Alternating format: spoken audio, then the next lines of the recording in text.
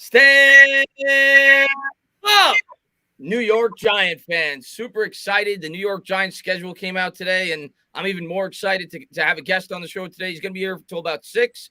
He does play-by-play. I didn't even know you do. You told me you do play-by-play for lacrosse. So that's really interesting. I do play-by-play on YouTube as well for fun. So really excited to have you on the channel, Sam. And I think it's an honor to have you on. I know a lot of Giants fans are excited to hear you speak because you got us Kayvon Thibodeau. What's going on, man? I'm doing fantastic, man. Love the intro. You know, personally on my podcast, I go like, it's Sam Prince. So we got a little that mixture. You know, I'm here rocking my #1 Prince Giant jersey that Joe Shane and the rest of the New York Football Giants organization gave me. Honored to be here. Let's talk some Giants football. Super excited to have you here. And I'm just going to say hello to a couple people in the chat. What's going on, Amazing Guy? What's going on, Coulter? What's going on, MVT? Michael Johnson in the chat. Word, man, what's going on? Word says Sam Prince, great energy. Hey, Tana, what's going on, my man? And let's start with your story with the New York Giants. Make-A-Wish Foundation. You got your wish granted. You show up at the facility. And that was what really made me start to tear up a little bit and get excited when I saw your reaction when Joe Shane told you that you were going to join the New York Giants in Las Vegas for the draft. Just briefly go over that experience, getting to meet Joe Shane, getting to meet Brian Dable, getting to meet Eli Manning. And then them telling you that you're going to go down there to the draft with him. Well, I appreciate the comments, Sam Prince for president. I would love that. Let's have Sam Prince for president. You know, maybe we can, but so I can't tell you the full disclosure of the meeting, but I can tell you what I'm allowed to say. There's an ESPN documentary coming out about my day with them and then my experience called ESPN My Wish series coming out in July. But so Eli Manning, he was awesome, super cool guy, class act guy. If you wouldn't know him, you would think he's a suburban dad. I met with Mr. Mara, and you guys probably heard the famous quote by now. If Kayvon Thibodeau is somehow on that board, I will run up to the podium myself and select him. I swear I told him that, and little did I know. Like 10 minutes later, my wish was granted, and a couple of days later, the New York Giants would select Kayvon Thibodeau. And your reaction was great, man, when they took Thibodeau. And I wanted him. I was all for that because when I was doing my mock drafts, I'm like, someone's gonna fall because I'm looking at the mock drafts. I'm like, we can get a defensive player at 5, and then you get the best available offensive lineman at 7. That's a W for the Giants. But, when I met with Dabes, he was a pretty cool guy. Mr. Mara was awesome, too. Joe Shane, he was awesome. They were all awesome. And then, we were talking about the draft. We were talking about stuff like that. And then, they told me, I was like, damn. I was like, oh, my God. I couldn't believe it. I was holding back tears all day while I was in the practice facility. But I couldn't not cry while I was there. Yeah, man, it seemed like it was a great experience. I want to talk a little bit more about the drafting of Thibodeau. We'll get into that too. And Adam says, Sam Prince, stand up. Glad to see everybody's in here showing support for Sam. Sam's a great guy and really excited you got your opportunity. Give me, and like you said, going into the draft, you were excited for the potential to take Kayvon Thibodeau. And we all saw the reaction that both you and him gave when he was selected at 5th overall. You got the crowd all jacked up. How aware were you, before that selection that the New York Giants were taking Kayvon Thibodeau? Did you know? Before you opened that envelope, were you like, we're taking Thibodeau? He's going to be the guy. I'm so excited. Well, again, I appreciate all the comments, reading at them. Really appreciate all the support, guys. We all got to have some big tailgate this year at one of the Giants games, or all of them. We'll see about that. But that'll be a further discussion on my Twitter or wherever we have it, or your Twitter or whatever. So it actually does not come in an envelope. It's a piece of paper that it says it. And so I was seeing all the draft picks before it actually happened. And so I was backstage with Commissioner Goodell, and a lot of people think Commissioner Goodell is a complete jerk. I never judged him on anything, but he's actually a pretty cool guy. He spent 20 minutes talking with me, and he actually cared about me. And I gave him an organ donation, Donate Life green bracelet, and he put it on for the rest of the draft. And he didn't have to put that on. He could have put that in his pocket, and then he introduced me. And so the way the whole process works, so right when you guys see on TV the pick is in, that's when Commissioner Goodell knows. And I found it the exact same time as Commissioner Goodell. And I'm like, no way, that says Kayvon Thibodeau. No way. I'm like, let's go. I'm like, I'm shocked. I'm like, how does Kayvon Thibodeau fall to number 5 overall. I think it's going 2 or 1. And my pre-mocks and we you heard about leading up into the draft that there was smoke, that he had character concerns. People said he didn't have a love for the game. I always thought it was smoke. I always thought it was a reason to try to drop him in the draft, and it was kind of drama before the draft started. And I think in the end, that's what we found out. I mean, word came out after the fact that the Cowboys had him ranked first on their big board. So I think the Giants got a steal. I think he was the best edge rusher in this year's draft class. And then on top of that, like you said, we end up with Evan Neal. How does that even happen? So, like, yeah, while I was on the stage, I announced it. The crowd was going wild for me. Commissioner Goodell couldn't even finish a sentence while he was on stage without the crowd going wild. And before that, the crowd was pumped, but it wasn't as pumped until I came up.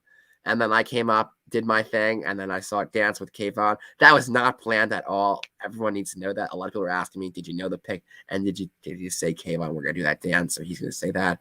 Now, that was all natural. And then Commissioner Goodell invited me in the picture.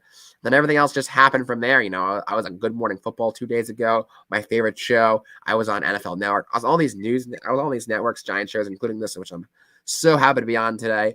It's crazy, man. I don't even know, but I mean, if you look at the Giants' edge rushers from the past couple of years, it's been a haul, let's just say. And, when was the last time the Giants have had this personality kind of edge rusher that all Giants fans have been excited about? Listen, I said it on draft night. The last time we had an elite pass rusher was early JPP. I'm talking the first 3 or 4 years as a Giant, but since then they have not had an alpha pass rusher. And what makes me super excited about Thibodeau, he's going to make everybody around him better. When you got to start to double team Thibodeau, that's going to open up the floodgates for Azeez Ojulari. I think opportunities for Leonard Williams. So I think it's going to have a domino effect with this pass rush. I think so too. And thinking of the line, Sexy Dexter Lawrence got his 5th-year option. He's the only Giant, and I think he could have a breakout year with all these guys maybe double teaming one of either Azeez or Kayvon. There's going to leave a hole for Sexy Dexy. Yeah, I agree with you. I think Dexter's going to have a good year for the Giants, and I was excited when they extended him because a lot of people looked at the market and they might have said, $10 million is too much, but look at what Austin Johnson got. Austin Johnson got $7.5 million this year in free agency per year, so I thought it was a good signing. I think Dexter's going to be just fine. And Frank, what's going on, man? He says the Tana and the man who made the draft. Yes, you damn right he did. You damn right he did. Yes, sir. I saw a comment. It says, Tanner, you got something like this. It was like, Tanner, you got the celebrity Sam Prince here. It's so weird being called a celebrity. But you are. I mean, you've been on Good Morning Football. I think you were on ESPN. You kind of are like. Yeah, they're doing a documentary about me. But I'm sure I was on all those broadcasts. It's so crazy. I watch Good Morning Football all day, every year, every day, and just being there and actually like seeing it myself and sitting in one of those chairs, it just felt so natural. Yeah, man. I'm so happy for you, man. Thank you. Appreciate it, guys. Let's talk some Giants football. Let's do it. Thomas says, if having Sam announce the pick means we get Tibbs and Neal caliber players, we need him to announce picks every year. I'm completely on board with that. Well, let's talk to Mr. Mara about that. But surprised you got celebrity Sam. It was just an honor doing it. If the Giants want to have me do it again, they can have me do it again. It's totally their choice. But yeah, I mean, look, if if Joe Shane ever needs any help with drafting, I would easily help them. For sure. And Adam says, surprised you got celebrity Sam Prince in here, man. Hey, man, he was kind enough to come on. He reached out to me on Twitter, and I said, let's get him on here, man. He's awesome. Yeah, you tweeted at me, we got to get Sam Prince on here. So I DM'd you. I was like, I'm available tomorrow. I'm available I told him I'm available, and we made it work. Yeah, and I definitely love to have you back on at some point. Of course. Justin says, Chris, tell Sam that I would love to see him call a New York Giants game with Bob Papa and Carl Banks. Maybe that's next on the agenda because you said you do play-by-play for lacrosse. I do. I do play. I did do the play-by-play for my football team, basketball team, and I did the post-game interview for football and basketball and wrestling, and then little lacrosse too here and there. That's awesome, man. That's Thank awesome. You. Let's jump into this. If Bob Papa, I would love to do that. Like, that's so cool. Hanging out with Bob Papa and Carl Banks.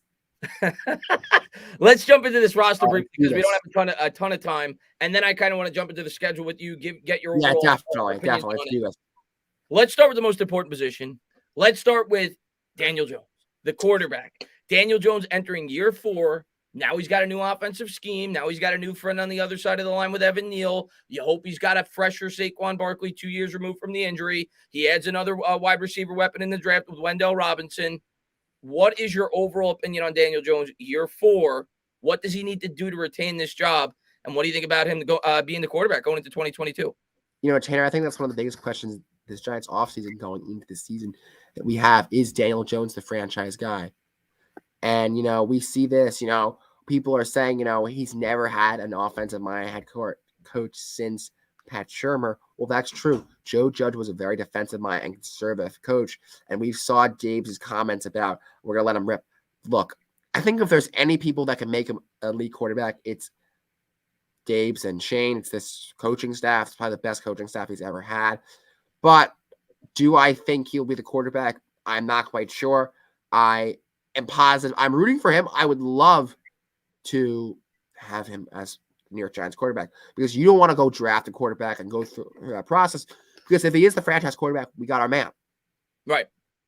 But now the real question is, what if we get what if we get 7 wins? I'll throw a question at you. What if we get 7 wins and it's like a Mitchell Trubisky type of year? What do the Giants do? Yeah, and I want to give a quick shout out to Jay Boogie, by the way. He's a big Knicks fan. I see him sometimes on the Knicks channels. Glad to see him in here as well, man. What's going on, my man? So you're saying we get 7 wins, say we're picking in the 12, 13, 14 range, somewhere in that area. I think it's circumstantial, but I think if I had to guess, if we win 7 games, if Joe Shane is in love with the quarterback in next year's draft, he does everything in his power to go up and get his guy. We all saw what he did this offseason when he didn't extend Daniel Jones with the 5th-year option. He's saying it's a put up or shut up year. I don't think 7 wins is going to be enough, but I will throw a caveat to that. If the Giants are in a spot, 12, 13, 14, Jones has a pretty good year, and they don't feel like they're going to have the opportunity to be able to move up and get a quarterback that they absolutely love, do I think the option is potentially open to keep him for another year? Yeah, you don't force a quarterback pick. There's going to be a lot of teams in the market for potentially grabbing a quarterback next year. As we saw in this year's draft, nobody drafted one. So everybody waited a year. The Eagles got a future draft pick. So we have to also keep that into account. People that say, oh, you could just trade up. Every team's going to be looking to trade up. And some teams have more to offer than what the New York Giants will. So it's a question that I'm not really going to focus on until the offseason, until we're in the situation and the offseason. I agree, Tanner. I think we should stay positive and believe in Jones. But, if, let's just say the Giants are an overall good team, I wouldn't be surprised if they go out and trade for a veteran quarterback. I think it's a possibility. It depends. It all depends on who's available. We know that the cap situation is going to be freed up a little bit. I don't know who's going to be available, but yes, if they don't feel Jones is the answer going forward, that's also another avenue. If they're not able to draft a quarterback, they could go the stopgap route, similar to what they did when they brought in Kerry Collins. So there's a lot of potential options on the table with the quarterback spot. Adam says, need him in the Twitter spaces soon. Always fun for sure, man. I would love to. Once in a while, I do live Twitter spaces, so would love to have you on there as well, Sam. All right, anytime. Just text me. And Uso says, I see us winning 6 or 7 games this season. I see that. That could happen. In my predictions, I have a 6 to 8 wins. But Tanner and I will talk about the schedule soon, so we're gonna get to all that. Yeah, for sure, man. Definitely want to have you on. As far as the 6 to 7, I think that's where most people are at right now with the Giants preseason. Of course, you're gonna have some fans who go above and beyond and think they can win 10 games. You're gonna have some fans that are ultra negative and say 4 or 5. I look at this team last year, Sam, and I want to get your overall opinion. We won 4 games. We went 4-13. So I understand fans that are down in the dumps.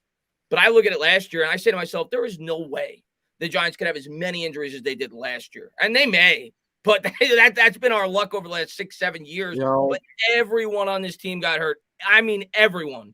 And I also look at the schedule and I say, last year we were going up against guys like Tom Brady, Pat Mahomes. Have you seen the schedule this year? So do I think the floor is as low as some people are setting it? Me personally, no. I don't think we're going to win 3-4 games. I think we're going to be right in that area. 6, 7, 8 wins. If everything breaks right, maybe we mess around with 9.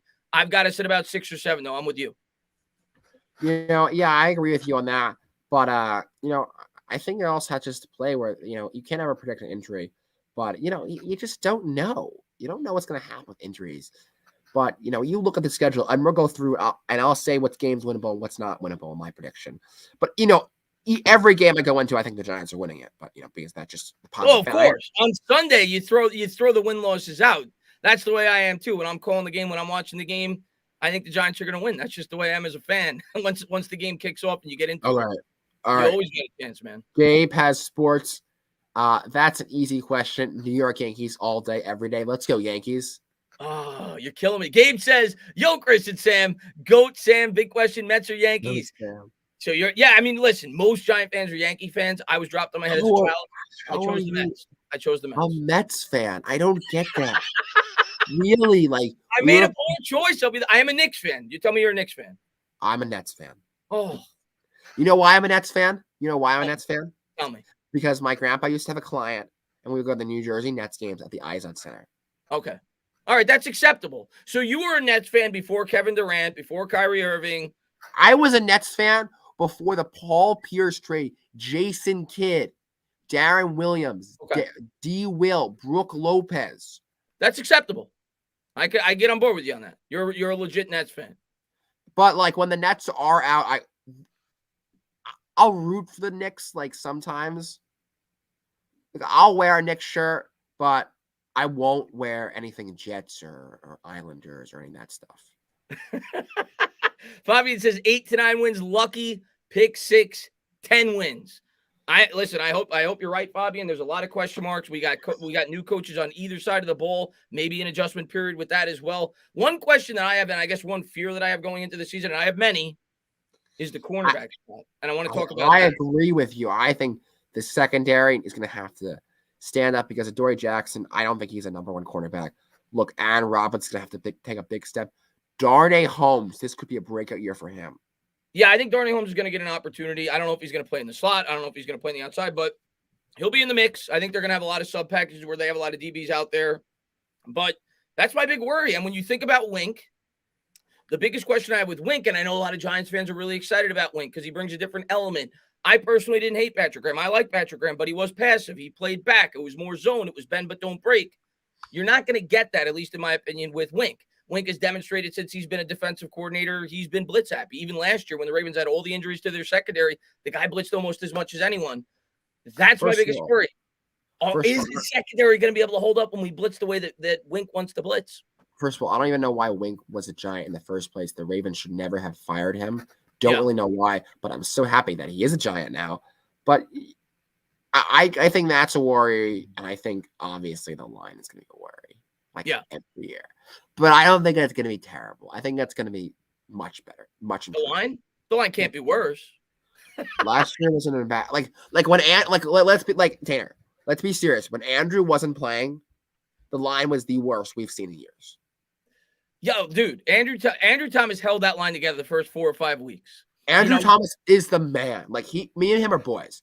He came on the pod yesterday. That episode will be coming out tomorrow. Wait, Andrew Thomas came on your podcast? Yeah. Oh, that's awesome. He's just that guy. He's just so cool. But I'm completely with you. Last year, Andrew Thomas completely held that offensive line together. After he went down in that Cowboys game, it went to hell. Like, it was a satisfactory line with Thomas in there. Once he went down, it went to complete hell. Andrew was super cool, and I wore my Andrew Thomas jersey too. But I have an Andrew Thomas jersey. I bought it the second we drafted him. Really? I love that. I have. But I'm getting an Evan Neal jersey. I'm getting it. I love it. I want to get a Kayvon one, and then I want to have him sign it, and then hang it up, and then get another one, something like that. We'll see. There you go. Well, I got to be very strategic how I do the Kayvon and Neal because like I want them to sign it and then like all that stuff. But not strategic. I'm still gonna get a couple of them. Let's be clear. I'm not gonna just get one Kayvon. I'm not gonna just get one Neal jersey. I'm gonna get probably like 3 or 4. Awesome. It says, Sam, give us your best Tony Soprano impression. I don't know. Actually, the town that I live in, North Caldwell, is where Tony Soprano's house, they filmed it. Oh, really? Yeah. Do you got an impression or no? You want to give one first? I'll give one. I don't think I'm not good with impressions. I'm not good with impressions. I'm going to pass on this one. I could try to do an impression. I'm not good with impressions. Yo, come back to me. Come back. All right, we'll come back to you before the end of the show. Because that's a big one to impersonate right there. That is a tough one. Anthony, man, thank you so much, man, for the $2 donation. I appreciate it, man. And OMB says, sup, Sam. Everybody wants to say hello to Sam. Sam's the man. What's going on there? Trom and Legit in the chat, man. What's going on? And Tanner, what jerseys are you going to get this year? I'm going to get couple Evan Neal jerseys, a couple Kayvon Thibodeau jerseys. What are you You're gonna gonna get a couple of each. You're gonna get the home and the away. I think I gotta get a home and away for Kayvon. I'm like, of course, Neal. Yeah, I'm definitely getting a Neal, and I'm definitely getting a Kayvon for sure. I think they're two cornerstone pieces for a long time. And they're going to be integral parts of this team when this team finally gets good. So I'll definitely be getting one of each for sure of those two. Yeah, and a lot of people also go back to the draft part. A lot of people were asking me, did you get Kayvon's talk to Kayvon after? No, I didn't, but I've been in touch with someone's team, so hopefully I will meet up with him soon. Who did you say you're going to meet up with? I said hopefully I'll meet up with Kayvon. Hopefully. Oh, Kayvon. Hopefully. You got an opportunity to meet him when you drafted him. Yeah, I got to meet him when I drafted, but hopefully I got to see him again. For sure, man. For sure. Got to get that Tyrod Taylor. Tyrod Taylor's a backup. I mean, I like Tyrod Taylor, but I love Tyrod Taylor as a backup. Oh, he's a great backup. Great backup. I love it. So, okay, do you have it? Do you have a Jones jersey? Yes, I do. I do not. I think I'm going to get a t-shirt because I wasn't sold on him at the draft. I feel like the quarterback, I don't know. We'll see it. For sure. We'll see. But let's jump into the schedule since that's the big news of the day. And Gabe says, who was cooler, Mara or Goodell? Gabe wants to know. Mara or Goodell? They're both super cool. You can't pick one. You can't distinguish. I can't pick one. I can't pick one. Now I got one question for you. When you met Mara at the facility before you went to Vegas, right? You did, right, Jim? When you met Mara, did he give you a medium Pepsi?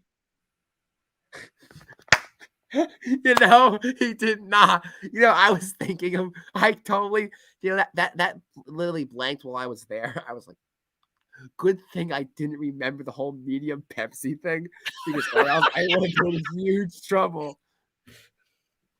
Yeah, I saw the replay of your video when you went into the office, and I saw a huge Pepsi machine in the background. I was thinking about it. I'm like, did he ask him if he could get a medium Pepsi? No. Maybe this year we'll get a large Pepsi. Irish man, what's going on? He says, Sam, do you know any Mullins or Kennedys in North Caldwell? I do not. He doesn't, Irish Rover. Sorry, man. Doesn't know. And TMG says you must have got the large Pepsi. When I was there, I had a water when I was there. You'll see in the documentary what I do there. Not a Giant says, what's with the medium Pepsi? He doesn't get the reference. Oh my God, I do not get the reference. You tell him the reference. So when the Giants were doing so badly last year, I do have to get myself an LT jersey, by the way. But sure. The Giants were doing so badly, and to encourage the fans to come, Mr. Mara gave out all season ticket holders a free medium Pepsi. Yeah, when they were like 3-12 or whatever it was, and they only allowed the person, like if it was like a family of 4, they only allowed one of the 4 people. I don't get why why it was only one. I was gonna wait on that line with my grandpa. He has season tickets, and I'm like, my grandpa's like, I wanted the medium Pepsi, but it's that long. The line was so long for the medium Pepsi. Everyone was taking pictures with the medium Pepsi. Chris says, get yourself a Lawrence Taylor jersey. Yeah, I gotta get myself an LT jersey. You could never go wrong with an LT jersey. I feel like that's almost one of the best jerseys to have because it's never gonna leave. You can always rock it at any game. For sure. It's kind of like an Eli jersey. It always Eli. And Robert says, how important is it that Galladay and Jones improve their connection? Let's answer that real quick. That's a good question. I think it's extremely important because last year Kenny Galladay had 0 touchdowns, and he's one of the highest paid wide receivers in the league. I think it's a massive step up with a improved offensive line, healthy Andrew Thomas, Evan Neal, much better line all around, much better team all around, much better coaching staff, offensive-minded head coach. It looks like Daniel Jones is going to sling it, and I think Galladay is going to have a bounce back year. I hope so. I question how well he fits the offensive philosophy of Dable, but Dable's going to fit the offense around the players on this team. What did you think of the Robinson pick? Because a lot of Giants fans, when that first happened, were kind of a little confused by it because obviously he's got some similarities to Kadarius Toney. How do you think they're going to utilize both those guys? I love it. Sorry. I had a cough here, so I had to put myself on mute. But I love it. I was with the fans at the draft. I think it's a great pick. I think it just adds more versatility to this offense. Yeah, for sure. Definitely gonna be an interesting weapon in this offense for sure. But as far as Golladay goes, listen, he can't be worse. Andrew Thomas caught more touchdowns than him last year. And Kadarius Toney combined. Yeah, and Kadarius Toney combined, correct. So hopefully we get more production out of him this year. But let's jump into the schedule, Sam. All right. Being that we got about another 20 minutes or so. So before we jump into the schedule, what was your, like, when you first saw the schedule come out today, what was your initial, like, response? Were you pissed? Were you happy? Because I know a lot of times Giants fans, when they see the schedule, they see week 1, they see all the other teams in the division, they're playing cupcakes. Giants got a little bit tougher of an opponent. They get pissed off. What was your initial reaction when you saw the schedule? I was mad and I wasn't mad. The part that I was mad about, that the Giants don't have another Thursday night football game on Prime Video. I was hoping to have another Thursday night, but we're only playing in Dallas. As of right now, things could change. You know, this is just a league. It wasn't finalized. Yeah, that was the one thing. We do have a Thursday game. We're going to get into that. It's on Thanksgiving, which is really exciting. Giants very rarely play on Thanksgiving. I'm excited. I'm really nervous because I don't like, if the Giants lose, it's going to ruin my Thanksgiving. I know, that's you get excited when you see it, but then I'm not like when the Giants played on Thanksgiving a couple years ago. It was late enough, so I had Thanksgiving. I went home. I watched it. I got disappointed. I went to bed. It didn't ruin my whole day, but like, they lose to the Cowboys badly, it's gonna ruin my Thanksgiving. I know, but they won't. They won't. We're gonna win. I think they're gonna upset. I mean, like, let's be clear. Oh, Giants just say, oh, you know, if they lose, it won't upset my dad. Yeah, it will. It's gonna upset me. Let's jump into the schedule though. Week 1. What do you think of that matchup? Derrick Henry on the road. I'm a little pissed the Giants aren't opening in MetLife on 9/11 to commemorate 21 years for 9/11, and you know, but it's okay. You know what? We're still remembering all the brave men and women who fought that day to save all those civilians that day. The selfless act that people took their lives to help others. But I think Tennessee, I think that's a winnable game. I think it's a winnable game. I think that's a very winnable game. I do not think Tennessee is a good team. I think Derrick Henry is. You name an elite player on that team besides Derrick Henry. Can you? They got some good players on their defense. I'm not gonna lie. They got a good defense. I mean, they did lose Brown. I understand in the wide receiving core, but they got a good defense. I am not a fan of Tennessee. I think they're gonna be average at best this year. I'm not saying the Giants are gonna win. I think it's winnable. Right. So yeah, what's the obviously the key in this game has to be you got to find a way to stop the run or at least contain the run, because you know that's what they're going to do with Henry. Contain him, and if you could contain him, you're winning the game. I think the best way to win this game, personally, our offense has to control the clock. Oh, because if you allow specifically a team like Tennessee to beat you down over the course of the game, Derrick Henry is going to run all over you in the fourth quarter. You have to run. You have to take time. You can't have quick plays. You have to take your time and drag out the clock. Yeah, this game specifically is a game where we cannot get destroyed in terms of the time of possession, because if we do, I think Henry's going to run wild on us in the fourth quarter. Oh, I agree. That's a big thing. And we don't know. He's coming off an injury. He didn't play too well in the playoffs, so hopefully for his sake he's good, but hopefully he doesn't really play that well against the Giants. Yeah, but I'm looking forward to it. It should be a fun game. And if you're going to a road game this year, anybody listening, that's probably an ideal spot. I think that'd be a cool place to go. I've always wanted to go to Tennessee, so that's probably a cool place to go. Ryan says, I've never donated to – I'm sorry, I didn't mean to interrupt you, man. I'm sorry. Sorry. I've never donated to any channel before, and I've been watching you for years. You deserve it, sir. I appreciate that, Ryan, man. Thank you very much, buddy. Let's go Giants right there. Appreciate it, man. Good channel to donate to.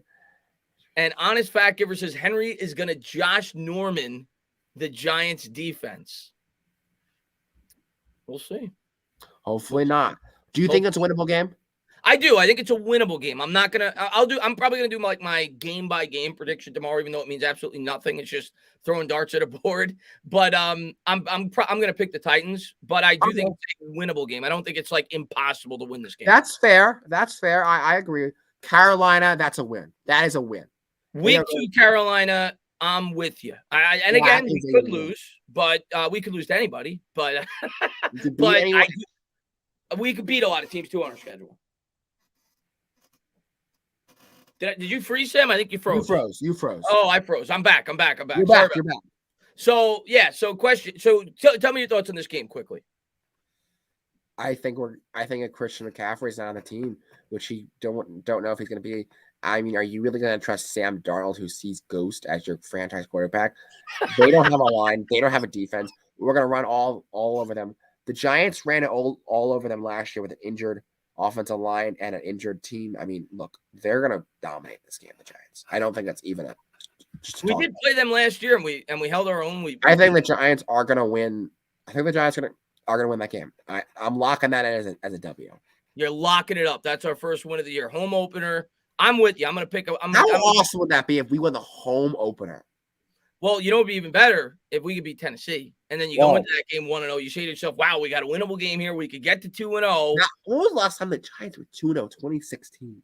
Yeah. And the last time we were 2-2 was actually Daniel Jones' rookie year, believe it or not, where we were 500 after 4 games. Hopefully we start off better than that this year. But I think we're going to go along this schedule. I do think it eases up after the first 6 games. Then you hit like a really group of winnable games. We'll get into it.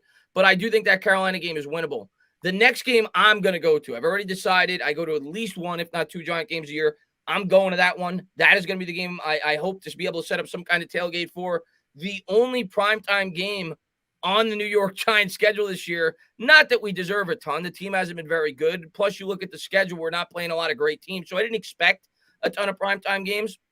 But Dallas Cowboys under the lights at MetLife. I haven't looked at Dallas' schedule yet, but this is our second game in a row at home. Hopefully they're traveling. I don't know the week before. Regardless, how do you think we stack up with this new Dallas Cowboys team? I think, we're going to be competitive with them. I just don't know. I mean, the Cowboys always do well in the beginning of the year, and then they choke. So I'm going to count this. I don't know. It's like I want to say the Giants are going to win here, but I think we're going to split the series with Dallas. We're going to win this game or in Dallas. Yeah, I want to pick a win so bad, especially because I'm going to be there. But until I see us beat Dak, which we haven't done, I think, since 2016, I'm not going to pick it. I need to see it happen before I pick it. I do think we are at least starting to build the type of team that I think we need to have in order to beat Dallas. For years, they've been able to control the line of scrimmage on both sides of the ball. What did the New York Giants do this year? They significantly improved both sides of the ball. So it'll be interesting to see if we could get some pressure on Dak and if our offensive line could hold up against their defense. Obviously, Micah Parsons is going to be a big factor. Oh, yeah, I agree. And Dallas got much worse. Yeah, I do. They lost Amari Cooper. They lost Lyle Collins. So they definitely lost some important pieces. Oh, yeah.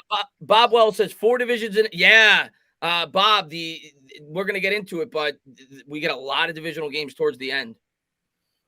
Bears up next. And it seems like we play the Bears like every year. Yeah. But 3 straight home games in a row. When do you remember that on a Giants schedule? Never. I think the Bears game is a W. I'm locking that as another W. You're locking it up. I'm with you. I'm taking the Giants as well in that game. Interesting game. I'm really excited to see what Wink could do against that Bears offense. Their offensive line is bad, so I do think the Giants will be able to get some pressure throughout that game. I agree with you on that. But then we travel all the way across the pond to Tottenham Stadium, Wembley. I'm sorry, is the exact term. 9 a.m. Packers. You drink coffee or tea? I don't drink coffee. Okay, what do you drink? You drink Red Bull? What do you drink to stay up? I don't drink anything. Okay, you don't drink it because I'm gonna need some coffee for that game. That's at when I get up, I have some water and orange juice. Okay. You're gonna have an extra glass of orange juice that day probably because you got to make sure. I like when the Giants would play early because then it clears out your whole day. You can do everything else. Yeah. So what do you like? You think we have any chance against Aaron Rodgers? I think we do. Yeah. I think I'm not gonna say they're gonna win. The Giants are 2-0 in London, so maybe that London magic could help them. We have done well in the past. Maybe the time difference screws up Aaron Rodgers. I can't pick against Rodgers in this game though. I got to go. Are the Packers really that good this year? They lost Devontae Adams. They lost Devontae Adams. I mean, they're gonna be good, but I just don't think they're gonna be the same really good Packers. Now, I'm not saying the Giants are gonna beat them, but just putting that out there. You're keeping hope alive. Ron says, Chris, do you put any stock in the Slayton? In the Slayton for safety Chuck Clark trade? Ron, I haven't heard too much about that. I've seen some people on my channel bring that up about the possibility of trading Slayton. I saw the rumor. I think you're talking about the player in the Ravens, if I'm not mistaken. I've seen that rumor. I don't know how much value Darius Slayton has on the trade market. $2.5 million. The guy hasn't been that good as the last couple of years with the Giants. I doubt something like that happens. I do think the Giants are going to add a veteran at some point in the secondary. But I think it'll be, a free agent pickup. It'll be like a cheap signing, similar to what we've done the entire offseason, $1 million player for depth purposes. I think they're going to let the young kids play. I could see if they were talking about like signing someone, a veteran. Sorry about that. I just kicked someone. I text someone about the game tonight. I can see that the Giants go ahead and go sign Joe Hayden.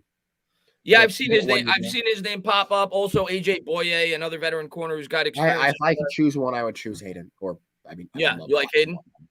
I'm always been a big Hayden fan. Bob says I'm doing game by game too, and at week 9, our bye has us at 4-4. So far, what do you have us at? You have us at what, 2-3 or 3-2? Titans, Carolina, Dallas. I have us at 3-2. You got us at 3-2. I got us at 2-3. Okay, you know what? But I like your prediction more than mine. Okay, then we Baltimore. That's a loss. Baltimore. What now? The interesting storyline with Baltimore. Wink. No. I know. I think it's really close. Right.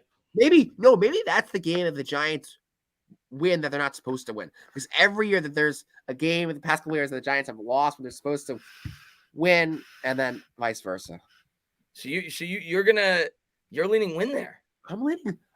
I'm putting that as a loss, but I wouldn't be surprised if that's a win. I have Lamar Jackson winning the MVP right now in my early MVP predictions. Wow. So you think a big bounce back here for Lamar? I think this Ravens team is going to smoke through the AFC North. The North is good, though. I mean, I don't know when Watson's going to be back. I'm not putting Watson. I'm not assessing anything with Watson until I know he's playing week 1. And what about Burrow? You think the Bengals have a Super Bowl hangover? I think they got a hangover right here. You heard it here first. Really? Interesting. Adam says, I'm in Arizona. That's 6 a.m. for me. Brutal. So you better set your alarm clock, man. And Anna says, Rodgers, 2 OPs at the regular season. Giants are 2-3 so far. So he's got us at 2-3. I got us at 2-3. Hey, you know what? That's more realistic. I'm a little more positive. Yeah, I'm actually going to go 2-4. I hate doing this over the first 6 games. I do think there's a possibility we could be 3-3 if something breaks our way. But I'm going to go 2-4 after 6 games. All right. So I'm at 3 and I'm at 1, 2, 3. I'm at 3-4. 3-3. 3-3. I'm sorry, 3-3. Now we get to the point of the schedule where I think we have a lot of winnable games in a row. Jacksonville win. At Jacksonville, you got a new coach. You got Trevor Lawrence. You have a mediocre offensive line. They didn't do much to fix that offense in the draft. Of course, they took Trayvon Walker in the first round. You got a blitz-happy defense with the New York Giants. I think Wink sends the dogs. I think we get pressure throughout this game. Call me crazy. I think this game's going to be a blowout. I think the Giants are going to manhandle Jacksonville in this game. This is like the one game I'm predicting a blowout for the Giants. I like the way the game matches up. I'm going to take the Giants in Jacksonville, 3-4. What was the last time the Giants beat Jacksonville? Well, I know we played them in 2018, but when they were coming off their AFC title, they beat us. We lost against them. We lost against them when they had like the number 4 overall pick that year. We've been losing to Jacksonville, so hopefully the Shane Dayblair will break this bad streak of losing to Jacksonville. And then as we travel west to Seattle, I think we're winning that game. Yeah, I'm with you on Seattle. I'm down on Seattle this year. They lose Russell Wilson. Who's the quarterback? Drew Lock? Drew Lock. Do you really trust Drew Lock? So I'm not taking Seattle in that game. No. I don't care that they got the 12th man. So, I mean, look, we beat them with Russell Wilson before. We can do it again without him. Then we go to bye week.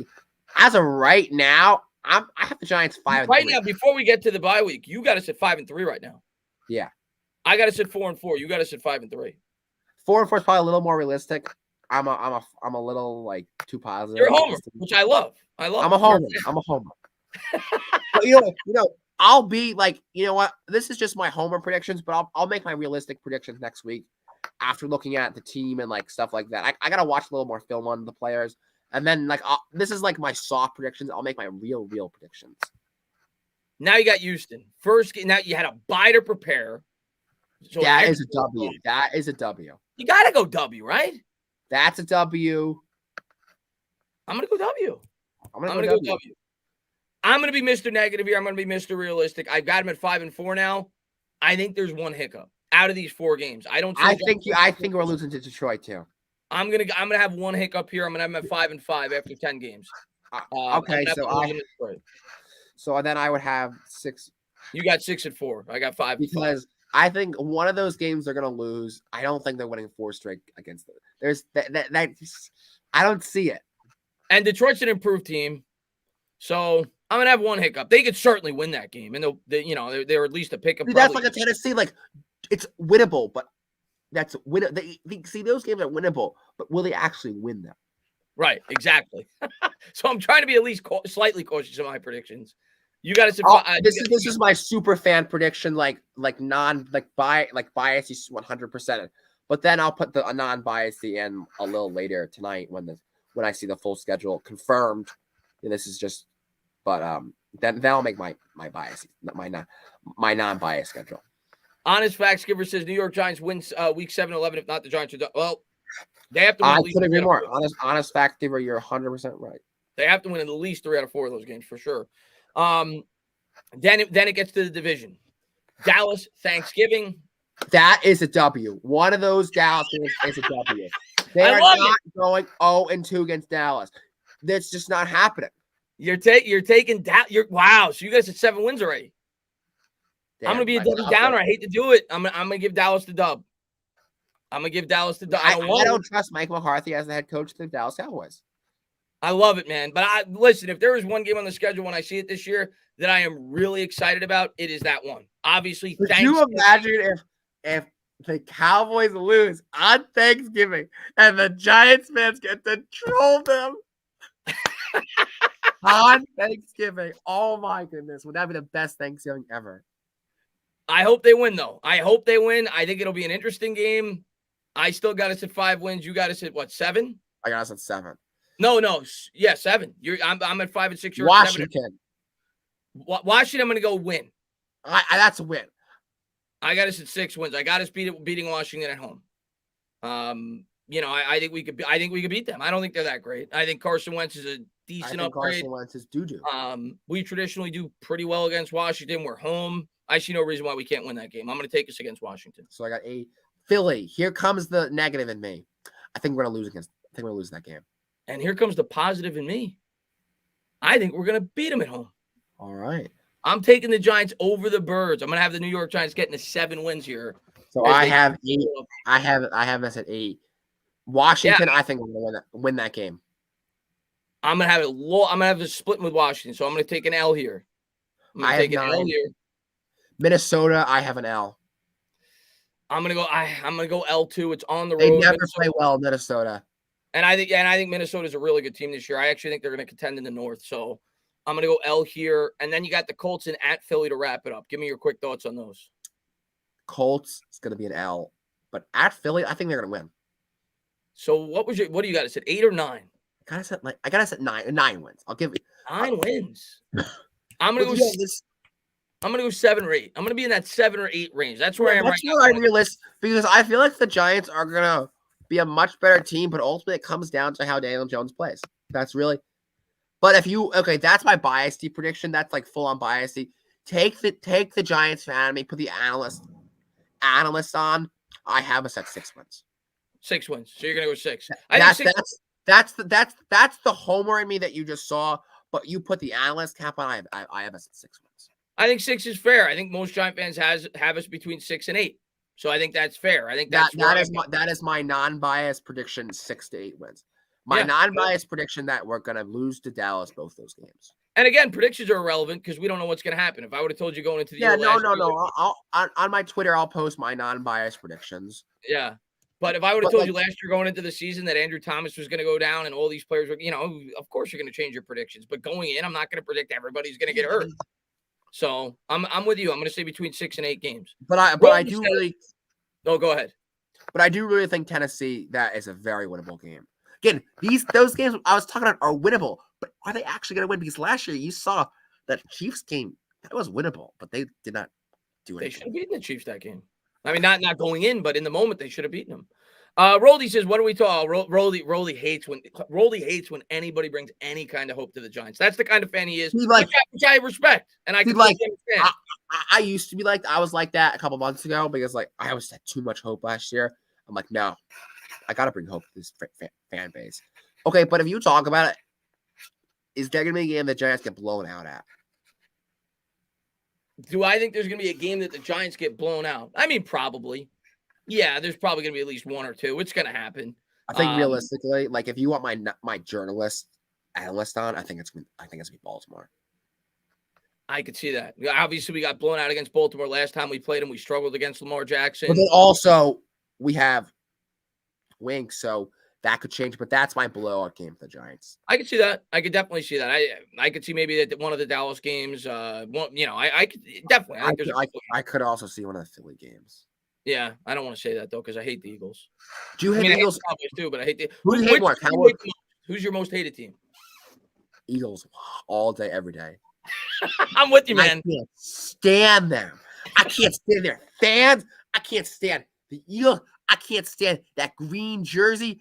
I can't stand anything about that team. Oh my God. It's just I can't stand them. I root for the Cowboys when the Eagles play them. Yeah, I'm with you. I hate both of them, but I definitely pick the Eagles first as my most hated team. I'm completely with you. So who we got number one. We got Eagles, then Cowboys. Who's three? Washington. You got to stay in the division, right? Okay, that's fair. Who's your most hated teams outside of the division? I don't really hate any teams outside. I mean, on a year-by-year basis, I may. But in terms of, I don't hate the Jets. I know a lot of Giants fans say I don't hate them. I despise them with everything. I don't hate the Jets. I've never hated the Jets. You know why? Because I don't like how two teams I get it why two teams share a stadium. Like, I get it. It'd be dumb if we did it, like being realistically. But, like, why does New York have to have two teams? Like, why do we have to have two baseball teams? Why do we have to have two this? Why can't we be like Boston, who has because the city's too big, man. No, we have New York's like a city of flavors. Everybody wants their taste. You know that. We got the best food in the world. Oh, I mean, obviously, and it's the best place in the world. But like, no, we should have just one team of each. I've always been a big fan of that. Yeah, I understand where you're coming from. Let me just read the rest of what Rolly says. We're not going to win that many games. We are not a good team. This season is about seeing what these young guys can do and see what DJ could do with the line progression this year. I agree, but if DJ is going to progress and play well, we're going to win more than 4 games, Rolly. So I think we're gonna know if we're gonna win more than 6 games by week 2. Okay, I can feel you. I mean, if we lose week 2, if you lose week 2, it is gonna be bad. It's gonna be tough sledding. It's gonna be tough sledding unless Carolina comes out to be like a surprise team, like the Bengals were last year. And a lot of it comes down to when you get your teams on your schedule. Yeah, I mean, look, the Bengals last year, they weren't too good, but then they got on fire. But do I wish the Giants won a Super Bowl? Do I say in my head yes when I try to tell myself not? Okay, if the Giants unfortunately don't make the Super Bowl, then I unfortunately have to go in a minute or two. Who's your Super Bowl prediction? My Super Bowl prediction going into the year, AFC to me is between, and just Philly, man, thank you very much. Says just came in to see the Philly pick. I got it splitting. Super Bowl to me, AFC, I'm gonna go either. I'm leaning Bills. Like if you said, Chris, gun to your head, you have to pick a team, I'm going Bills. But I'll throw in my sleeper. The Chargers are my sleeper. The Chargers are my team that my value pick. But I'm gonna pick the Bills. And in the NFC, I'm gonna go with a repeat. I'm gonna go with the Rams, but I think the Bucs are in contention, and the 49ers could be if Trey Lance is really good this year, if he takes the reins. But I'm gonna go with Rams. I'm gonna go Bills. Who's winning that game? I'm gonna go Bills. I'm gonna switch it up. I'm gonna go Bills. My guy Kyle Brandt would be very happy with that. He picked the Bills, Kyle. Oh yeah, he's a Bills fan, Kyle Brandt. That's right. He's awesome. So look, I have a feeling it's gonna be the Bills versus the Bucs. I could see that for sure. I could see that. But the Bills don't win. Tom Brady retires this year, goes out on the sunset, beats the Bills, his old division rival, gets his 8th ring, goes out and wins the Super Bowl on Fox, where he's going to go work next year. And then he's also going to It's in Glendale, Arizona, where he lost to the Giants. Everyone remembers that. And he can go out winning there. Yes, he did beat Seattle there, but all the stars align. And could you just imagine Terry Bradshaw and the rest of the crew interviewing him, Super Bowl MVP, and those will be his coworkers next year? I think it's all written on the sunset for Tom Brady to go win with the Tampa Bay Buccaneers and become a Super Bowl MVP and then go win it. What that would be his what, eighth? Eighth. Let me ask you, did you see the contract that Tom Brady got? It's crazy. If you were Brady, $375 million, 10 years, would you have played football this year? You already got 7 titles. You're already the GOAT. Yeah. He's literally taking less money to throw a football this year than call the game. I'm like, my dad, I'm like, that's I want to do that. And like I want to be color, but goes to a former athlete. But like people were saying on Twitter, let's get Prince and Brady in the same booth. I'm like, let's do that. How cool would that be? You picked the right profession, man, because you see where Brady's getting paid. So hopefully you make it big. I'm looking forward to seeing you progress. Whatever you want to do in your career, I'm sure you're going to do great. I'm going to let you go. You said you had to do play-by-play for, I guess. Yeah, I got to interview if the lacrosse team wins. So lacrosse team game starts 6:30. Got to go print out my notes I made at the computer. Tanner, you want to ever have me on? I'll be glad to. Always talk some Giants football with you. Yeah, listen, I'm going to hang out with you guys now for a bit. We'll talk about the schedule, whatever questions you may have. But you were an absolute blast, man. I had so much fun having you on. You were so nice enough to come on the channel. And when you messaged me on Twitter, you said you wanted to come on. Said you were a fan of the channel. Definitely made me feel good about it. So I appreciate you coming on. Looking forward to doing some more of this with you. Hopefully, have you closer to the season. We talk some Giants football. All right, thanks, man. Let's stay in touch. Sam, be good, buddy. That was Sam Prince. That was awesome. Sam got an opportunity to make the New York Giants' first selection this year in the draft, where they took Kayvon Thibodeau. So was really excited to get him on. I know a lot of Giants fans we're really happy about that moment for him, and he did a great job. So that's awesome, man. Looking forward to getting back on the channel soon. Charlie says, I'll be going to the game against the Packers. We'll finally watch the Giants play. A dream come true. Charlie, I have not ruled that out, the possibility of me potentially going to London. I don't want to commit to that at all. But it is a good excuse to go to London, and I'm certainly still contemplating it. So we'll see if I do it. Dominic said, and I hope you enjoy the game. You couldn't have picked 2 better teams if you're from the UK in terms of history to be able to go and see the Packers and the Giants, 2 of the best historical franchises. Dominic says, oh, dude, sorry, Dominic. I was running behind on the Super Chats. I will make sure he answers that next time he's on. He says, Sam, what is your favorite New York Giants moment? I'll answer it for him, Dom. It's when I got to make the pick for the New York Giants at 5th overall when I took Kayvon Thibodeau. That's probably a damn good New York Giants moment for him. But next time he's on, I'll have him answer the question. And Love Philly Podcast says, love you all too. I can't stand you guys. You know I can't stand. I got to be real. Honest Fact says, Lindor became the father of the New York Yankees last year. Let's hope that Lindor could start to get the bat going. He's only batting about 230, but I think he will. I think he's going to be fine. Bob says, after I was done, I had 9 and 8. Love it, man. I think between 6 and 8, that's where I am, but you never know. In football, the difference between 6 and 10 wins is very small. A couple of bounces go your way. Depressed Giant fan says, living in New Orleans, it's the Falcons for me. Hate them.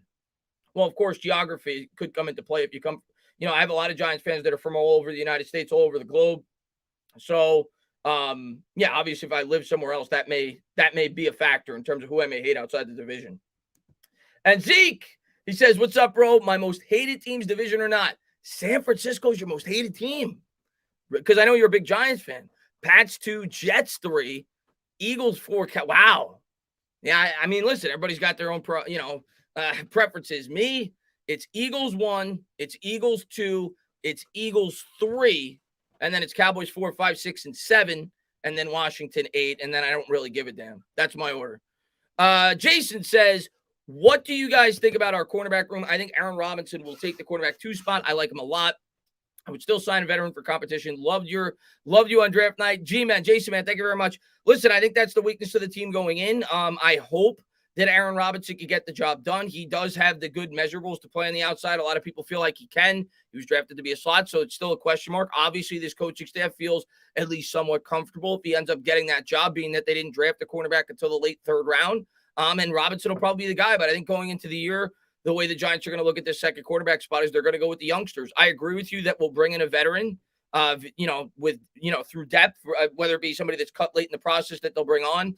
But I think they're going to give the young guys an opportunity. I think that's got to be the focal point for the Giants this year. You have to find out what you got with the younger players in the secondary. And I think that's what they're going to do when they moved on from James Bradbury. And at some point, you may see our third round pick get an opportunity as well. Flawed. Roldy says, Christopher, what highway do you hate the most, the LIE or the Southern State? Mine is the LIE.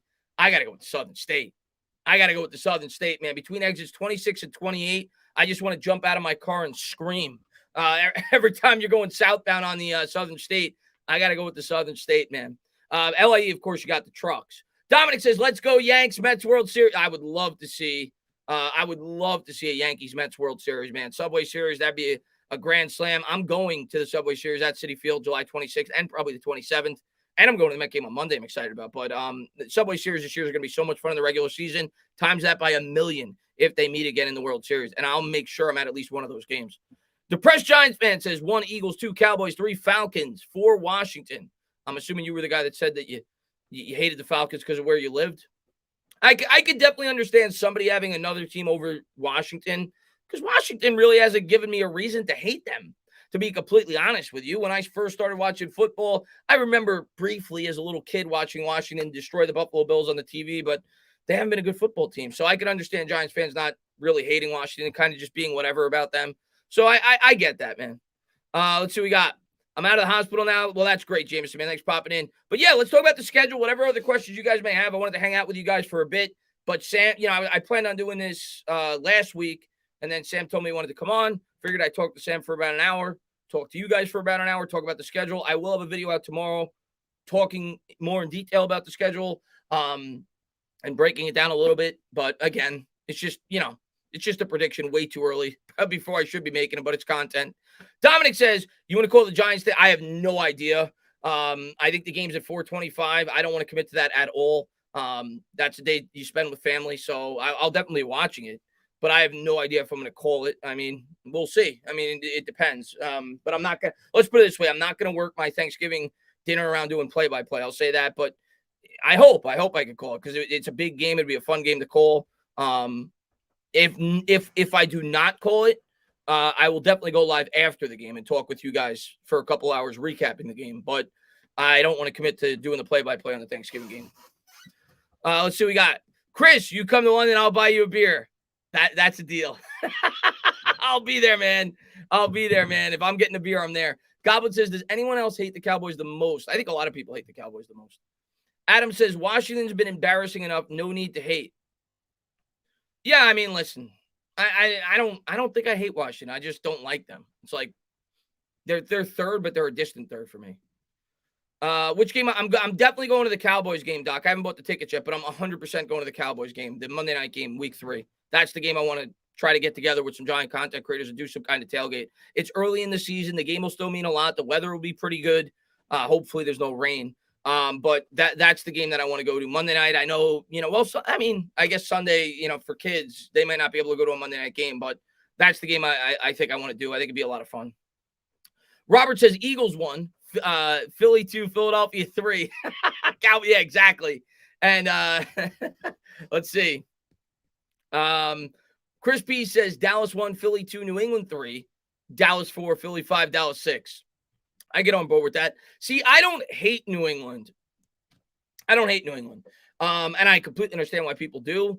One thing that I've always found funny about the NFL, and I've said this before, is in baseball, people just look past when people cheat. I'm sorry. The other way around. In football, people just look past when people cheat. Obviously, Bill Belichick was doing things he shouldn't have done. Obviously, Tom Brady was doing things he shouldn't have done. They're immortalized. These guys are heroes. They're the greatest head coach and the greatest quarterback of all time. In baseball, if you sniff the wrong way, you get kicked out of the Hall of Fame. So I've always just found that funny, the comparison between the two sports and the way that people look at it. So I completely understand why people do not like the Patriots, for sure. But I don't hate them, especially because we beat them twice in the Super Bowl. Let's see. Dougie P versus Carson Wentz. Also, Wink Martindale is going to get his revenge. I sure hope so, man. I sure hope so. Roldy says Miller's Ale House or Popeye's Bar. I mean, I've been to Miller's Ale House several times to watch sports. I've been to Popeye's Bar. I haven't gone to Popeye's Bar to watch football. I've been to Miller's Ale House several times to watch football. So in terms of watching a game, I couldn't tell you, but I'll go Popeye's in terms of the food. Let's see. Jay says Philly 1, Philly 2, Philly 3, Philly 4-10. I'm completely with you on that, man. I'm curious to see what you guys think about what I just said about Bill Belichick. Bill Belichick loves the Giants to this.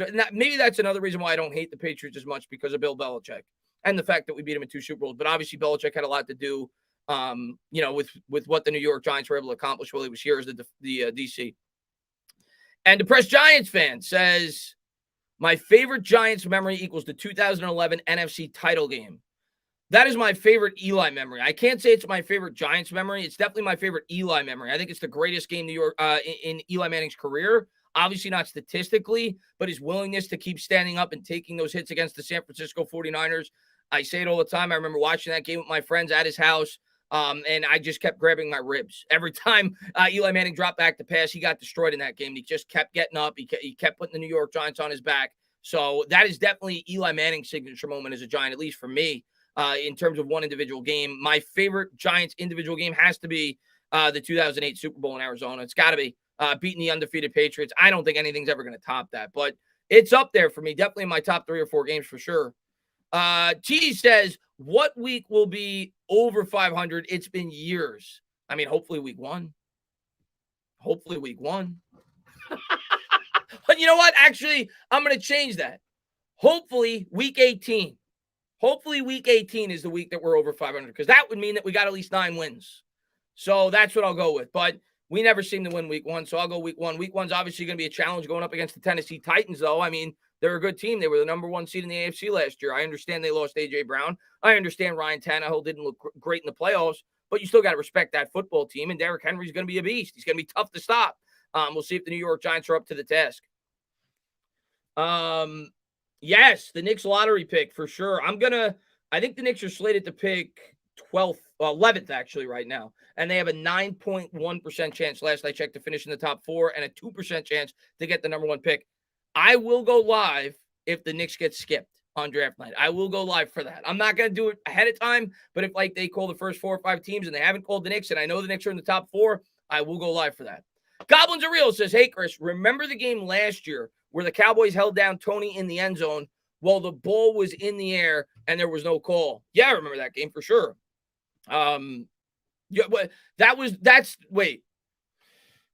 You're talking about the big Tony game, right? The game in which he had like 180 whatever yards. Is that the game you're referring to? I'm trying to remember the exact play, but that was obviously Kadarius Toney's signature game. If that's the game you're referring to. Bob says, okay, my last super chat. My favorite moment, the 1986 Gary Reason, the hit against Denver, greatest stuff in the NFL history. I've seen highlights of it. Obviously, I didn't get an opportunity to see that game live. I was born in 86, but I've seen highlights of it. Let's see. Sonic Boom says, my favorite Giants memory was coming back from 17 down in Philadelphia and Plaxico Burress threw the ball in the crowd.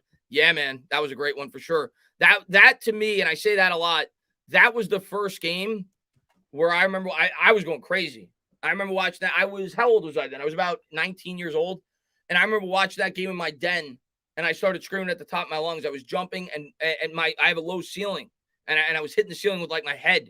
I was jumping so high. I was so excited when Eli Manning made that comeback. We were down, like you said, 17 points in the 4th quarter. And that was really the first moment. And Eli Manning had a couple of big comebacks before that, but that was like the first moment where I said, this guy's got something. This guy's got something special.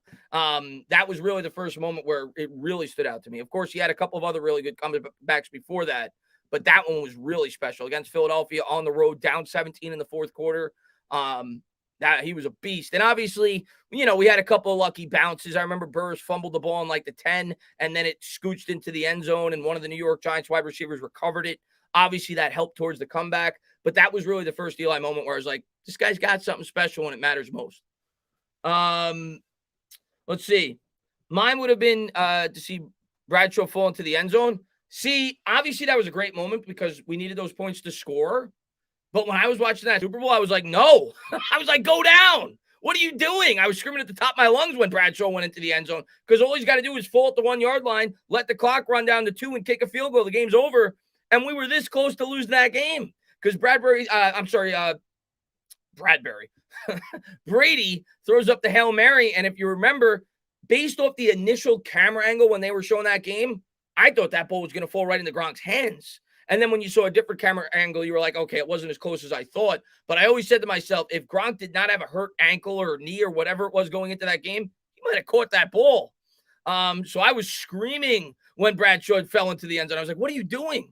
The big W, man. Thank you very much, man. I'm calling it now. KT takes over week 1. All right. Now, somebody posted this on Twitter yesterday. Who's KT for you? Is it Kayvon Thibodeau? Is it Kadarius Toney? I don't know how to distinguish the two. Do you call one Kayvon? Do you call one KT? Do you call one Joka? Do you call one KT? I don't know. Who's KT for you? I'm going to assume you mean Kayvon Thibodeau. Adam, man, thank you very much, man. He says, mine was watching the 07 Super Bowl with the 5 Pats fans. They were trash talking all game until the very end. Then they told me to be respectful. Let's go, man. Jacksonville seems like a nice away game to go to. Well, it's a game they could win. So if you want to go to a game where you feel like they have a good opportunity to win, for sure. If I was going to an away game, I think I would go to it for the city. Me personally. Like if I was going to choose, I would probably plan like a 3 or 4 day trip. So for me, when I look at the Giants schedule, let's pull it up real quick. When I look at the Giants schedule in terms of like what city I'd want to see, we go to Tennessee, we go to Jacksonville, we go to Seattle. Seattle's supposed to be a nice city, but it rains all the time. Dallas would be cool as much as I hate them, but it's on Thanksgiving, so you're probably not doing that. At Minnesota is going to be so cold by then, not worth it. And the same thing with Philadelphia. If I was picking a city this year in terms of like what I'd be interested in seeing, I would actually probably go with Tennessee. That's just my personal preference. I think I'd pick Tennessee. I've been to Jacksonville before, wasn't super impressed with the city. Roldy says, my favorite Giants moment besides the 07 Super Bowl was the 2000 NFC Championship game against the Vikings. Oh, dude, 41-0. 41-0, man, against Dante Culpepper and Randy Moss, for sure. Dude, going into that game, there's no, yeah, I know Minnesota's a dome, but if you're spending 3 or 4 days in the city, it's going to be friggin' cold. I want to be able to go around and enjoy myself. London, of course, somebody said in the chat too. This year, yeah, if you could afford it, go to London for sure. But that Minnesota championship game, there was no way in hell if you would have told me ahead of time that I thought we were going to win 41-0. I don't think any Giants fan thought that. I thought we had a chance to win. I didn't think we'd win like that. And Kerry Collins, I think, threw 5 touchdowns. That was a laugher start to finish. Big W says, how about both KTs take over week 1? I'll sign up for that too, man. Get one on offense, one on defense. I can't wait, man. I can't wait like a lot of you guys to see Kayvon Thibodeau this year and to see what he could do for this New York Giants defense, man. It's colder than I know it is. Minnesota's like the coldest place in the United, or one of the coldest places in the United States. So I think Chris Peace has it, at least according to him. KT is Tony, Tibbs is Thibodeau. I get on board with that. I don't know what I'm going to do. I don't know when I'm doing the play-by-play. I don't know what I'm going to call him. I'm not sure. I'm going to try to come up with some rhymes, though. John says, best memory, Leonard Marshall sacking Joe Montana in San Francisco to put the Giants in the Super Bowl versus the Bills. Matt Leonard Marshall at Walter Camp. What a monster. Yeah, obviously that's an historical sack for sure when he destroyed him from behind. What's the temp today? It's not bad. It's probably, it's not bad. It's not too cold today. I would guess low 60s. It's not bad. Let's see. Spins, wins, looks, cooks, drops, pops. Let's see. Just trying to get to a couple of your questions of yours. Oh, you talking about the Super Bowl? The Ravens D? Yeah, the Ravens D that's the best defense I've ever seen in a single season. And I'll be the first to say I completely underestimated them going into the Super Bowl. Yo, bro, you streaming the schedule release tonight? No, the schedule already came out, Jacob. This is the schedule. This is pretty much official. All right. Pause, as the kids say, authentic. Pause. Dana said when he destroyed him from behind. Oh God, you guys have minds for the gutter. But this is the official schedule, guys. Like I said, I'm gonna have a video out tomorrow, probably going in more detail about the schedule. But this is from the New York Post. I'm gonna trust them. This is the schedule for the New York Giants. Michael says, I'm trying to see some rookie mini camp highlights. Yeah, I don't think they take the field till tomorrow. I know they arrived today, but I don't think they take the field till tomorrow, if I'm not mistaken. But real quick, this is the schedule. You got at Tennessee, tough game, no doubt about it. Not the easiest of games. Is it somewhat winnable? Sure, but obviously the Titans are going to be favored. If I had to guess, I haven't seen the spreads yet, but let me guess. I don't know if the spreads are out yet. I'll throw out a number that I think it probably is. I'm going to go Tennessee minus 6.5, maybe minus 5.5, but I think they'll be at least a solid favorite. Then you got Carolina home. I think the Giants will be about a 2-point favorite for that, maybe 2.5. Dallas home. Dallas probably a 3 or 4-point favorite in New York. You've got Chicago home. I'll go 2.5, 3-point favorite for the Giants. Then you've got Baltimore home. I'll say Baltimore by a field goal on the road as a favorite. At Jacksonville, I'll say the Giants are a 2-point favorite. At Seattle, pick them just because of that the home field advantage in Seattle is mega. Houston home, Giants 5-point favorite, 5.5, especially off the bye.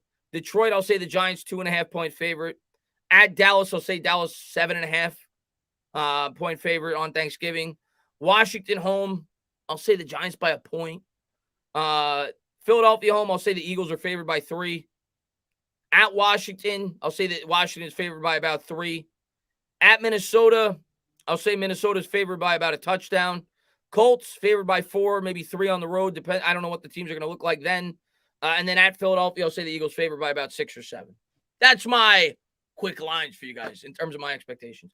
Jason says, my favorite game was the NFC Championship game against the Vikings. We truly dominated that game. Yeah, against Culpepper in the op. Yeah, Rolly just mentioned that game. That was definitely a good one.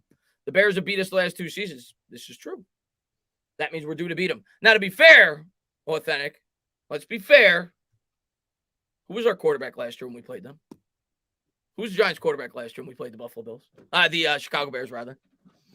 Jake friggin' Fromm. So I'm not going to read too much into last year's loss with Jake Fromm at the quarterback. So we'll see this year. I do think we could beat the Chicago Bears. The Bears don't scare me. Let's see. This is actually not a bad schedule, but I've learned my lesson. Yeah, exactly, Michael. I'm not going to get too high.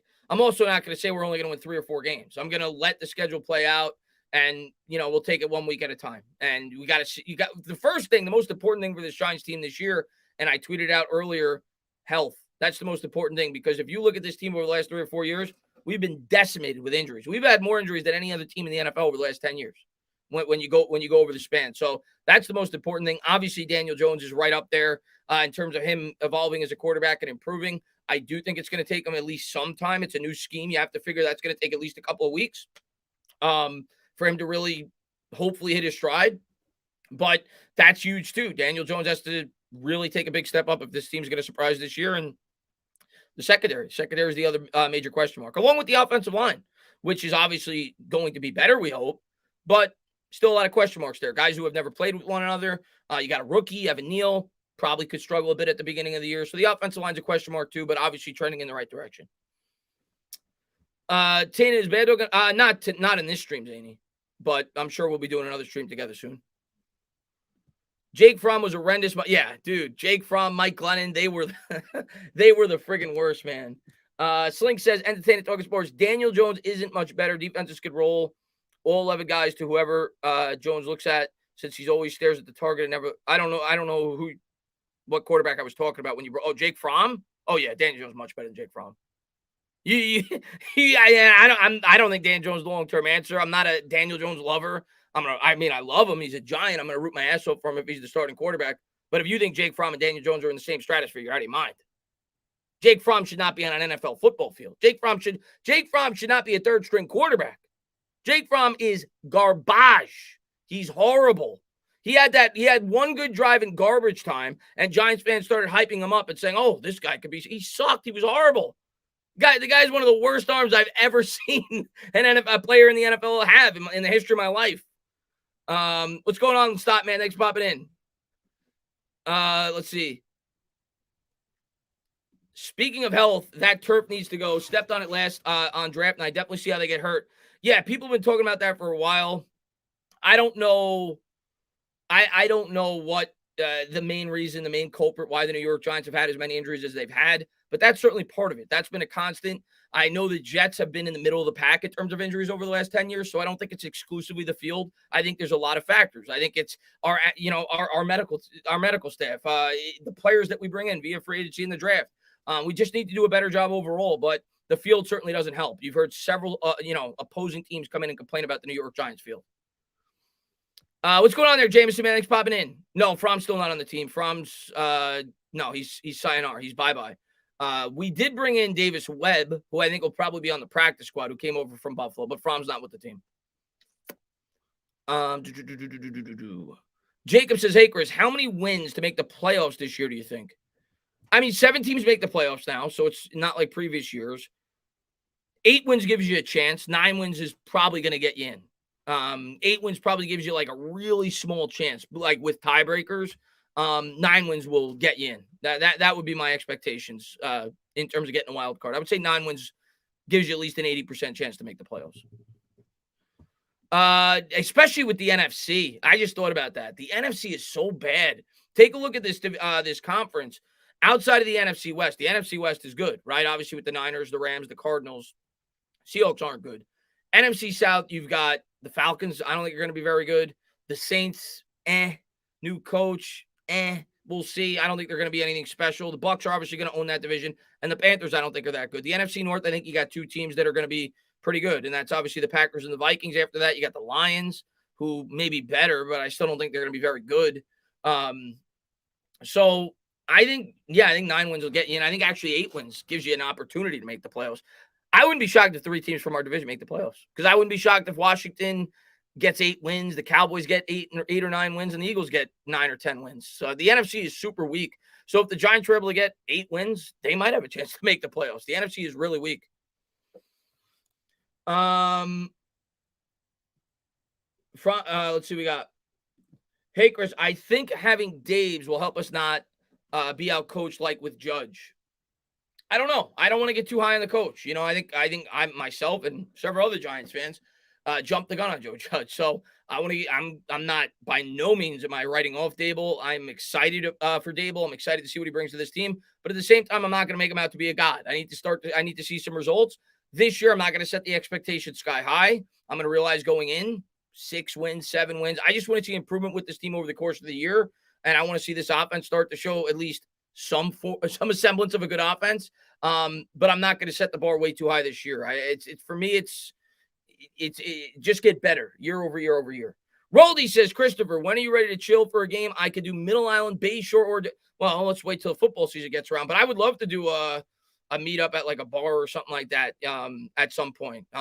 We'll talk about it in the future with people on the channel, whatever else it may be. I know a lot of people don't come from Long Island, but once football starts, maybe we'll do something like that. I think that'd be fun. Definitely going to go to a game for sure, but maybe we'll do something like that for sure.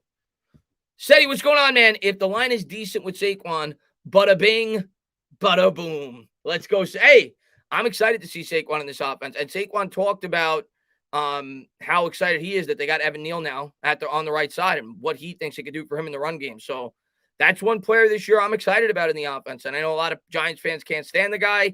I think a lot of it has to do with Gettleman and the fact he took him second overall. Some of it obviously has to do with the fact that he has not produced, but the guy has had a ton of injuries. So I think this year, another year removed from that injury, hopefully he can stay healthy. But I think Saquon's in for a good year. I've said that. I think he's going to have a good year this year for the Giants. Do you happen to know what's going on with Russell Wilson? Well, Russell Wilson's not on the Seahawks. He's on the Broncos. They traded him to the Broncos. I can't wait for the big stand-up New York Giants. I hope so, man. Hopefully that's week 1. Entertainment August Sports. As long as we aren't middle of the pack, all or nothing. Answer the questions with Jones, Barkley, etc. Can't go much longer with maybes. There's no more maybes after this year, Slink. I mean, Jones may put us in a situation where you have to keep him another year. If we win 8 or 9 games, you're not in a position to draft a quarterback. But if Jones doesn't take a mega leap, he's not getting a multi-year contract extension. It's just not going to happen. He has to prove it this year that he could be a franchise quarterback. They did not extend him on the 5th-year option. They said it's put up or shut up. To me, a franchise quarterback is a guy that is at least approaching the level of guys like Joe Burrow. That's what a franchise quarterback is. There's no beating around the bush. He has to at least start to approach those levels. And if he doesn't, I'm not giving him a long-term contract extension. I'm not doing it. It's not about friendships. It's not about being nice. It's about giving yourself the best opportunity to win football games. And I can't convince myself if I don't have a quarterback at least close to that level of committing 15 to 20% of my cap on a quarterback. Can't do it. You can't win that way. Not long-term in the NFL. But I agree. Jones needs to be allowed to sling it. I predict we'll be in the lottery next year with 5. I hope not. Well, there's no lottery in football, but you're saying you think we'll have a high pick. Giants run through coaches like I do toilet paper. Coaches, GMs. Yes, the Giants have been in complete disarray as an organization. Coaches, GMs, offensive coordinators, offensive line coaches. It's been a friggin' disaster, man. Where do you see our O-line ranking? I say top 15. I have no idea. I mean, if I'm gonna give you a hot take and predict, I mean, last year, what were we ranked last year? We were like, if we weren't last, we were damn near close. And we've been, I mean, it depends on what you look at, but what I've seen in the past, I think we've been no better than like 28 over the last 5-6 years, whatever it's been. I think it's still not going to be that high. I still think our offensive line is going to be in the low 20s, I'll say 22, 23, maybe 21, I hope. But I don't think the offensive line is just going to click like that. I think we got to remember none of these guys have played with each other. There's 4 new offensive linemen on this line outside of Andrew Thomas. So what I'm hoping for as a Giants fan is over the last 8 games, this offensive line plays league average. That's what I'm hoping for. But do I think they're going to come out running right out of the gate and look like this unbelievable unit? No, it's not going to happen. Not with a rookie right tackle. None of the guys on the interior have ever played with one another. Thomas has never played with the guy that's going to be playing next to him. It's not going to just click like that. And this is something that is not fixed yet. I know a lot of Giants fans say to themselves, "Oh, we took a first-round right tackle. We're good to go." No, that's not the way it works. I'm not telling you that we need to draft a first-round lineman next year. I'm not on board with that. But they need to continue to address the offensive line mid-rounds, year in and year out, until they get this thing situated. Depth pieces, so on and so forth. So we are improved. We're definitely trending in the right direction. But I don't think it's just going to be magical, and we're going to become a great offensive line year one with Evan Neal and Andrew Thomas. I think it's going to take a couple more years of building this thing together. These guys learning to play with one another before we get to where we want to be. But we got our 2 bookend tackles. And I think the Giants are setting this thing up right long-term on the offensive line. That's what the best teams do. Yeah, league average offensive line would be a blessing for sure. Make sure you have some stand-up t-shirt. You got it, man. What's up, Doc Steele? I think we need to get more players like Andrew Thomas. Hope it's going to be, well, of course we do. I think there will be 6 or 7. I've looked at some of the quarterbacks of the draft. I don't want to jump the gun yet. My opinion may change on them after next season, but right now I think there's at least 4 or 5 really talented quarterbacks in next year's draft class that will be first-round picks. Joe says, Chris, what would you rather do in the playoffs? Well, I'm sorry. What would you rather, playoffs and get out in the divisional round, or tank and get C.J. Stroud? I'm never going to be a guy that wants to tank before a year starts. That's just not me. I'm not doing that. Especially before a year starts. Like if you come to me and the Giants are like 0-6 and you say, Chris, are you going to be upset if we continue to lose games, being that we're completely out of it and it's going to enable us to potentially get a franchise quarterback? That's a different story.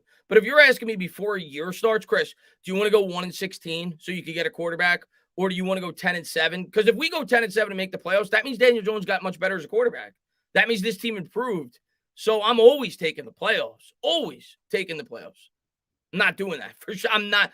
This is not a situation where you're talking about winning like 6 games and backing your way into the playoffs like a couple of years ago. You're talking about legitimately making the playoffs, winning 9 or 10 games, having a successful season.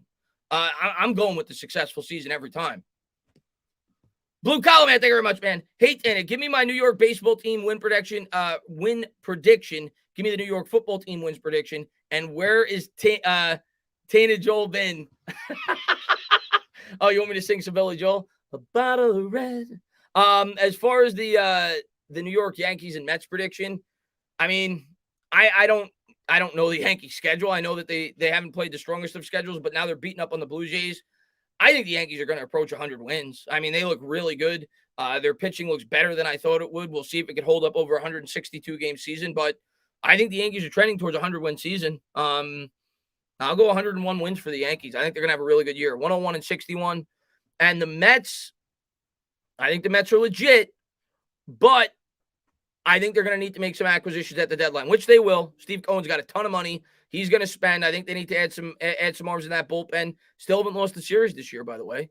I'll go 95 for the Mets. 95 wins for the Mets. I think both of them win their divisions, and I think it's very possible that we could have a Subway Series.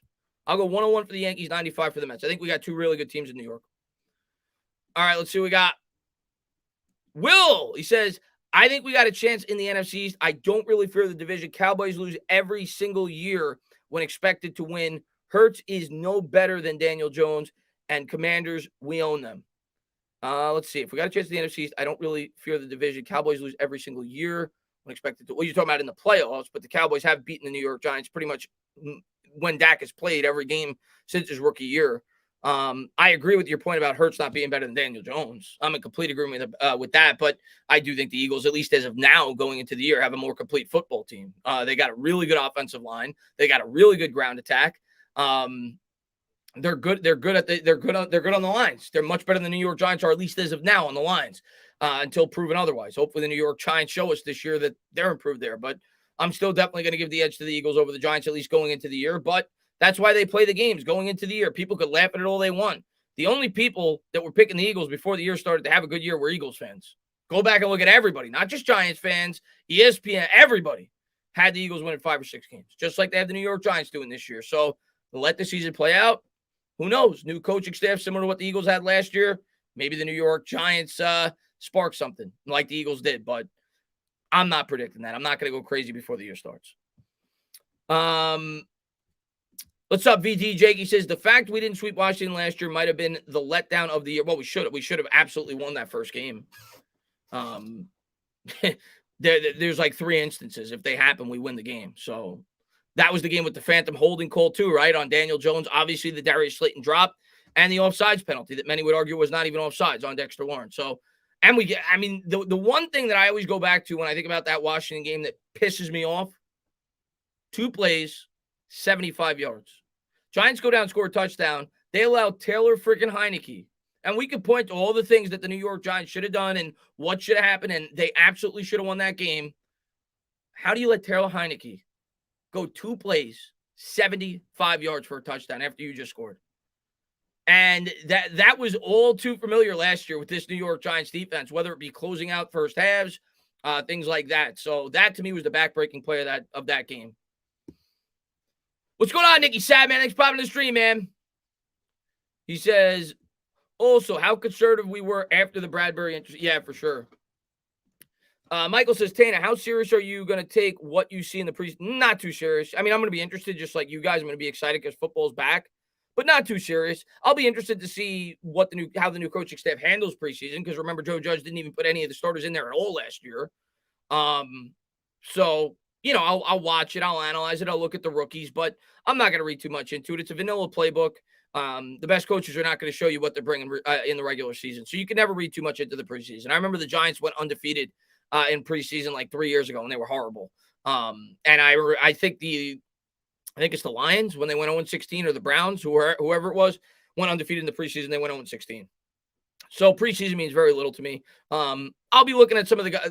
I think the most interesting part of preseason is looking at the back end guys that are competing to make the team. That I guess is intriguing and interesting. Get to see some of the rookies, how they perform in certain roles, but you're not going to get the full playbook in preseason. Chris, be honest and non-biased. In the Subway Series, who you got? I don't know. I got to see the teams. Baseball, I may feel completely different about the teams. I'm being completely honest with you. In October, I got to see the teams. I got to see the additions the Mets make. I got to see the additions the Yankees make at the trade deadline. I got to see who's healthy. I can't tell you that right now. I take it 1 month at a time. Here's what I'll say, Big Blue Sports, and it's a big if. I'm not banking on it because he's been banged up. If Jacob deGrom comes back and he is Jacob deGrom for the playoffs, I'm not scared of anyone. I got Jacob deGrom, Max Scherzer, Chris Bassett. I'm not scared of anyone. I'm not scared of the Yankees. I'm not scared of the Dodgers. I think we could beat anybody if Jacob deGrom is Jacob deGrom. Not saying I'm banking on it, not saying I'm expecting it, but that's what I'll tell you. What's going on there? What you say, man? Thanks for popping the stream, man. The only guarantee in London is eating fish and chips. Yeah, I hear that their food is not very good. And Will J, he says, Giants outscored in the, I think you mean the last 2 minutes of the first half, 79-0. Cannot happen again. No way that should ever be happening under my DC watch. Yeah, it was embarrassing last year. And as much as I liked Patrick Graham, and I do think he did good things during last season that some fans kind of overlooked and they didn't give him enough credit for, that was inexcusable. And that some of that definitely has to fall on Patrick Graham. So that was horrible. Every week you knew the New York Giants were going to let them go down the last 2 minutes of the first half and score a touchdown. And you can't say it's because the offense couldn't maintain drives. You're talking about the first half of a football game. You're not talking about the fourth quarter. You're talking about the first half of a football game. Obviously the offense didn't do him any favors, but the defense was pathetic last year in the end of the first halves. Batman Gotham says, I think Barkley will win the rushing title. I do not. I don't think he'll get enough opportunities to do that. Let's see. Read your last comment. Mike says, what up, Entertainer? I was just trolling you earlier with the Giants record. Honestly, I'll say 5 to 7 wins, maybe 8. I think that's fair. That's about what I have. I'll say 6 to 8 wins. That's where I got the Giants right now. 6 to 8 wins. Christian Cologne says, can't wait to see the new offensive schemes. Garrett was dog doo-doo. You and me both, man. I can't wait. Jeffrey says, Giants hasn't had the O-line when Joe Judge had them. The New York Giants have a better O-line, and DJ will explode this year. I hope. I mean, for me, it's more the scheme. And what I expect out of this offense, and this is something else I'll be looking at preseason and I guess during rookie mini camp when you hear some of the reports of what they have to say and whatever. But what I expect out of this offense this year from the New York Giants, I think it's going to be a quick strike offense. I think you're going to get – because when you look at the weapons on this team, you have Kadarius Toney, you have Wan'Dale Robinson, you have Saquon Barkley. You have guys, when they get the ball in their hands in space, can make something out of nothing. They can make big plays. They're yak players, okay? I think this offense, for the most part, they're going to try to get the ball out as quickly as they can out of Daniel Jones' hands.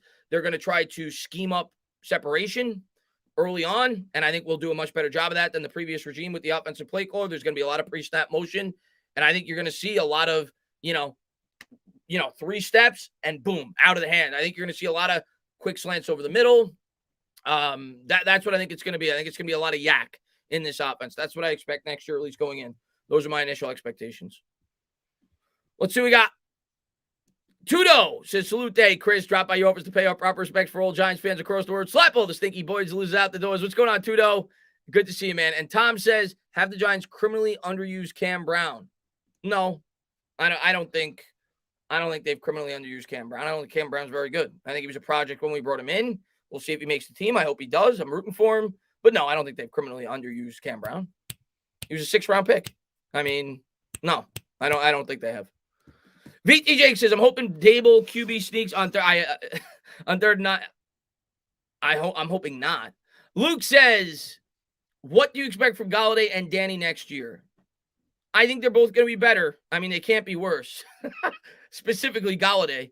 But I think they're both going to be better. I think Jones will be improved. My biggest question with Jones is, outside of the, reading of a defense and things like that, is can he stay healthy for 17 games? That's my biggest question with him going into the year. But I do think Golladay will be better. I think Dable will do a better job at getting him more involved in the offense than Jason Garrett did. That was the main reason why they moved on from Jason Garrett. If you recall last year midseason, Golladay was really upset with the way that they were using him in the offense. So I think Golladay will have a better year. I'm not saying he's going to have an incredible year, but I think he'll have a better year.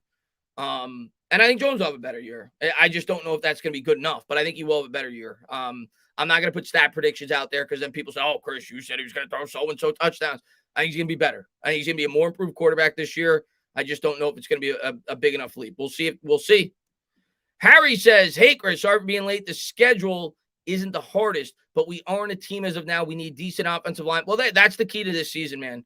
The lines, that's the key to the season. The offensive line, the pass rush. If we're going to surprise people this year, much like the Eagles did last year, that's going to be the key to this season, right? That's why, at least in my opinion, the Eagles surprised people last year because of their line play and the fact that they played a really cupcake schedule, similar to what the New York Giants, like you just said, are kind of playing this year. So it's going to come down to the lines. It's going to come down to getting after the quarterback and protecting our quarterback, opening up running lanes for Saquon Barkley. If the Giants are going to surprise this year and win 9 games, our offensive line is going to take a big leap, and our pass rush is going to be really good. Steve Cook says, Tana, we got to do a channel meetup at Rutherford this year. New year, new look, same tailgate. Stand up and I'm week 3, man. Week 3, I'm going. So I'm going to talk to a bunch of content creators. Hopefully we get something going. But week 3, I'm going to be there. Monday Night Football against the Cowboys. I'm going to that game. I'll be there for that.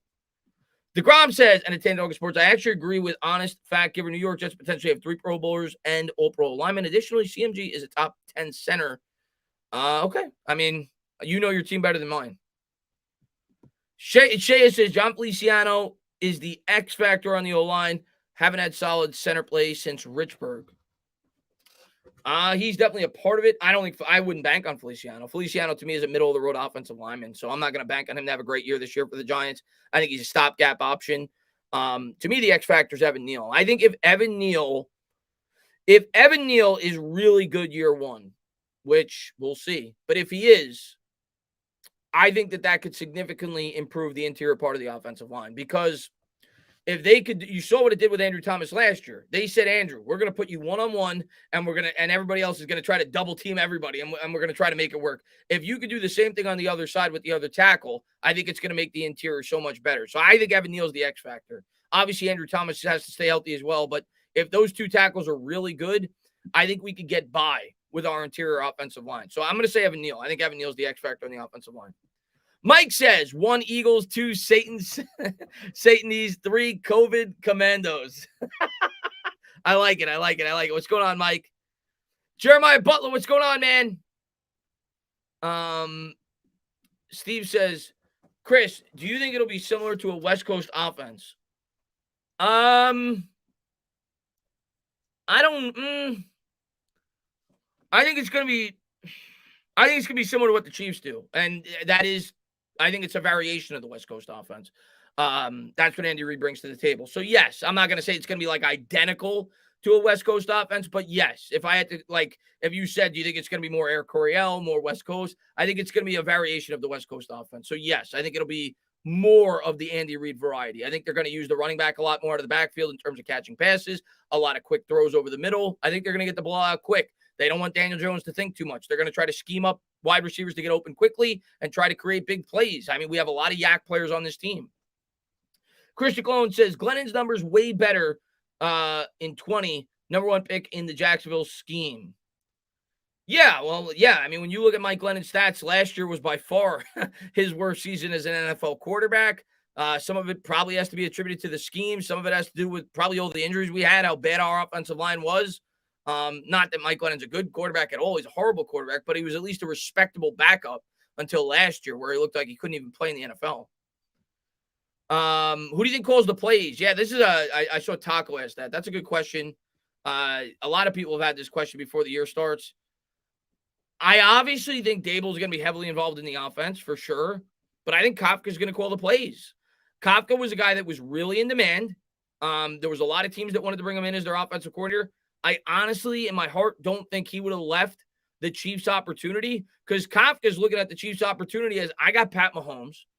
If Andy Reid ever retires, I'm going to get upgraded to the offensive coordinator. If Eric Bieniemy ever gets a job, I'm going to get upgraded to the offensive coordinator.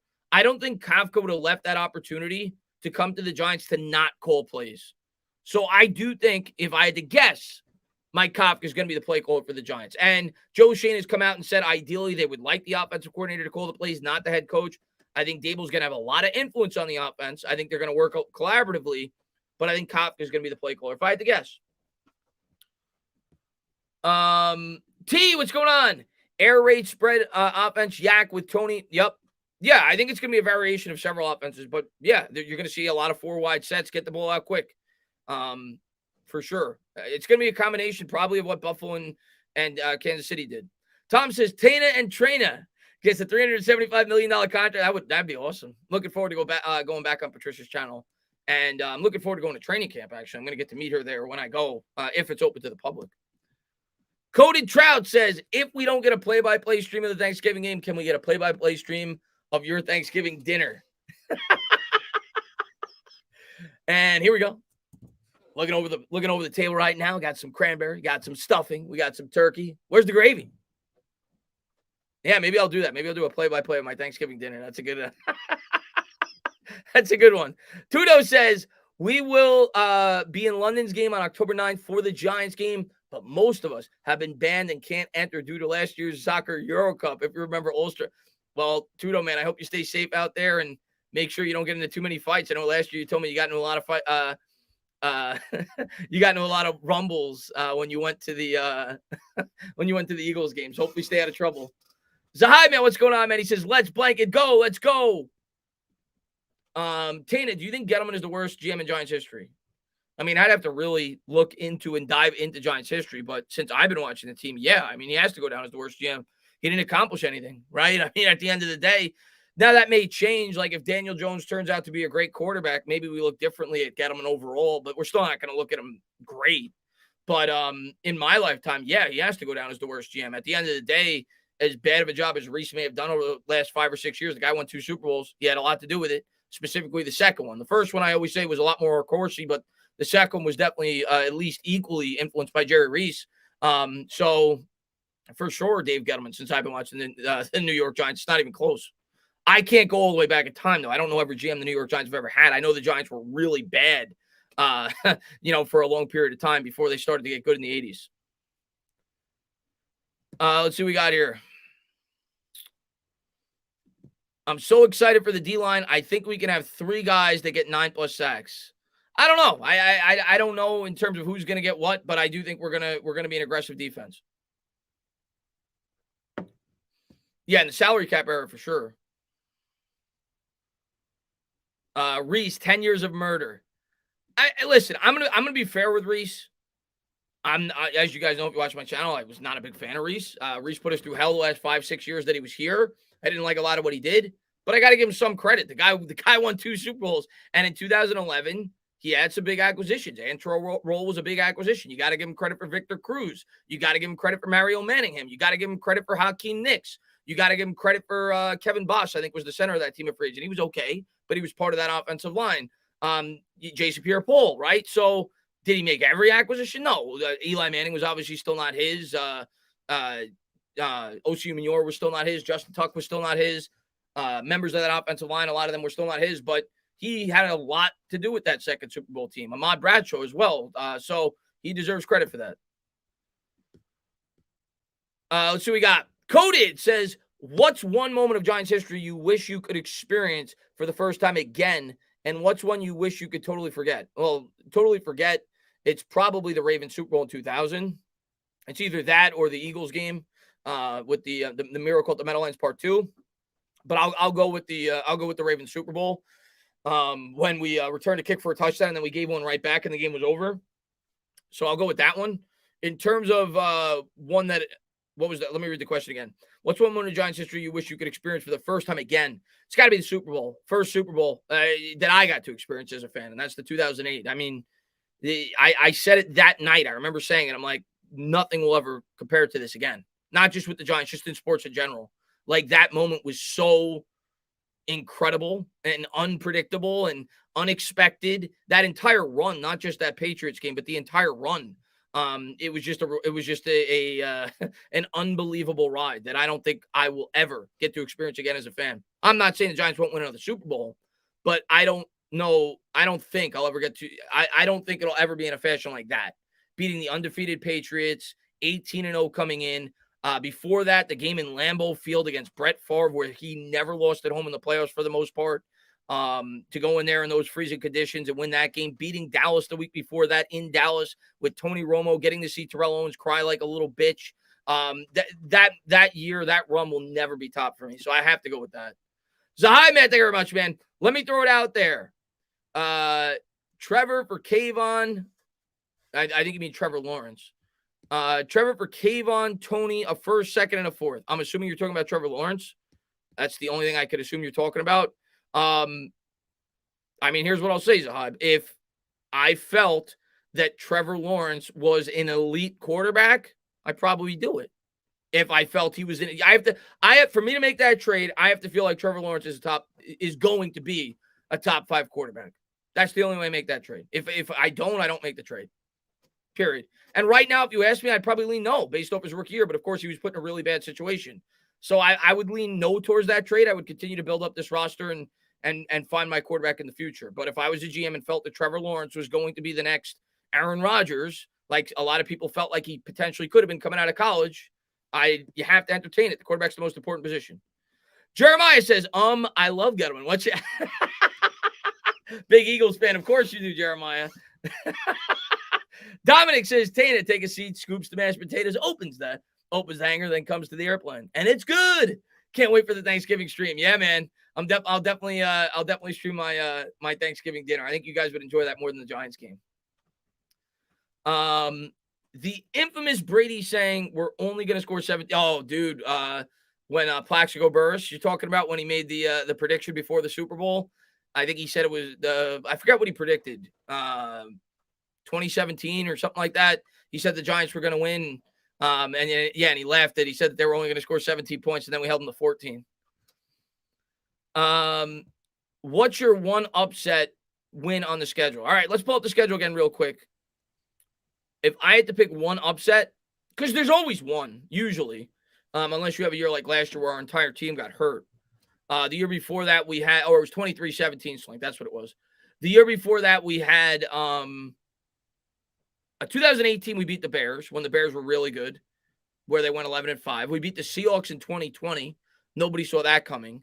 And I can't remember who we beat in 2019. I feel like we had an upset in 2019. Maybe not, that nobody expected. But this year, if I had to pick one, looking at this schedule, all right, let me eliminate. I'm going to eliminate all the divisional games because you could always win a divisional game. Okay, the teams are familiar with one another. Your rivals, it can happen. So as much as people may think that Dallas is significantly better than us or the Eagles may be significantly better, I'm not going to be surprised if we beat either one of those teams. So I'm going to eliminate those games. I'm going to eliminate the Jacksonville game. I'm going to eliminate the Seattle game. I'm going to eliminate the Houston game. I'm going to eliminate the Detroit game, the Carolina game, and the Bears game. I'm going to eliminate all 6 of those games because I don't really view that as an upset. So that only leaves me with 5 games. That leaves me with Tennessee. That leaves me with, and I'm going to, let me go over this. Tennessee, Minnesota, the Colts, Green Bay, and I think that's it. I think it's 4 games that I could see being a shocking upset this year. I'm not even saying those games I would be shocked. But if I had to pick one of those games between Tennessee, Minnesota, the Colts, and what was the other team I said? Oh, the Packers. I don't think we're going to beat the Packers in London. I just don't. So I'm going to cross them off the list. I would go. Oh, and the Ravens I should throw in there. I don't know if I said them. I'm going to go the most likely. I'll go with the Colts. I think are the most likely upset. I think the Colts are good, but it's late in the year. I mean, who knows what Matt Ryan's going to look like by then. We're home. I'll say the Colts. I'll get out of those games that I just mentioned, the Ravens, the Packers, the Colts, the Titans. I'll go with the Colts.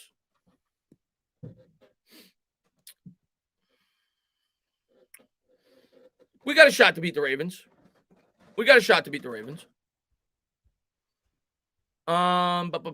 Pre-draft, we had needs everywhere. All agreed. Now everyone's all over the need for a cornerback. What gives? Let Joe rebuild. Yeah, listen.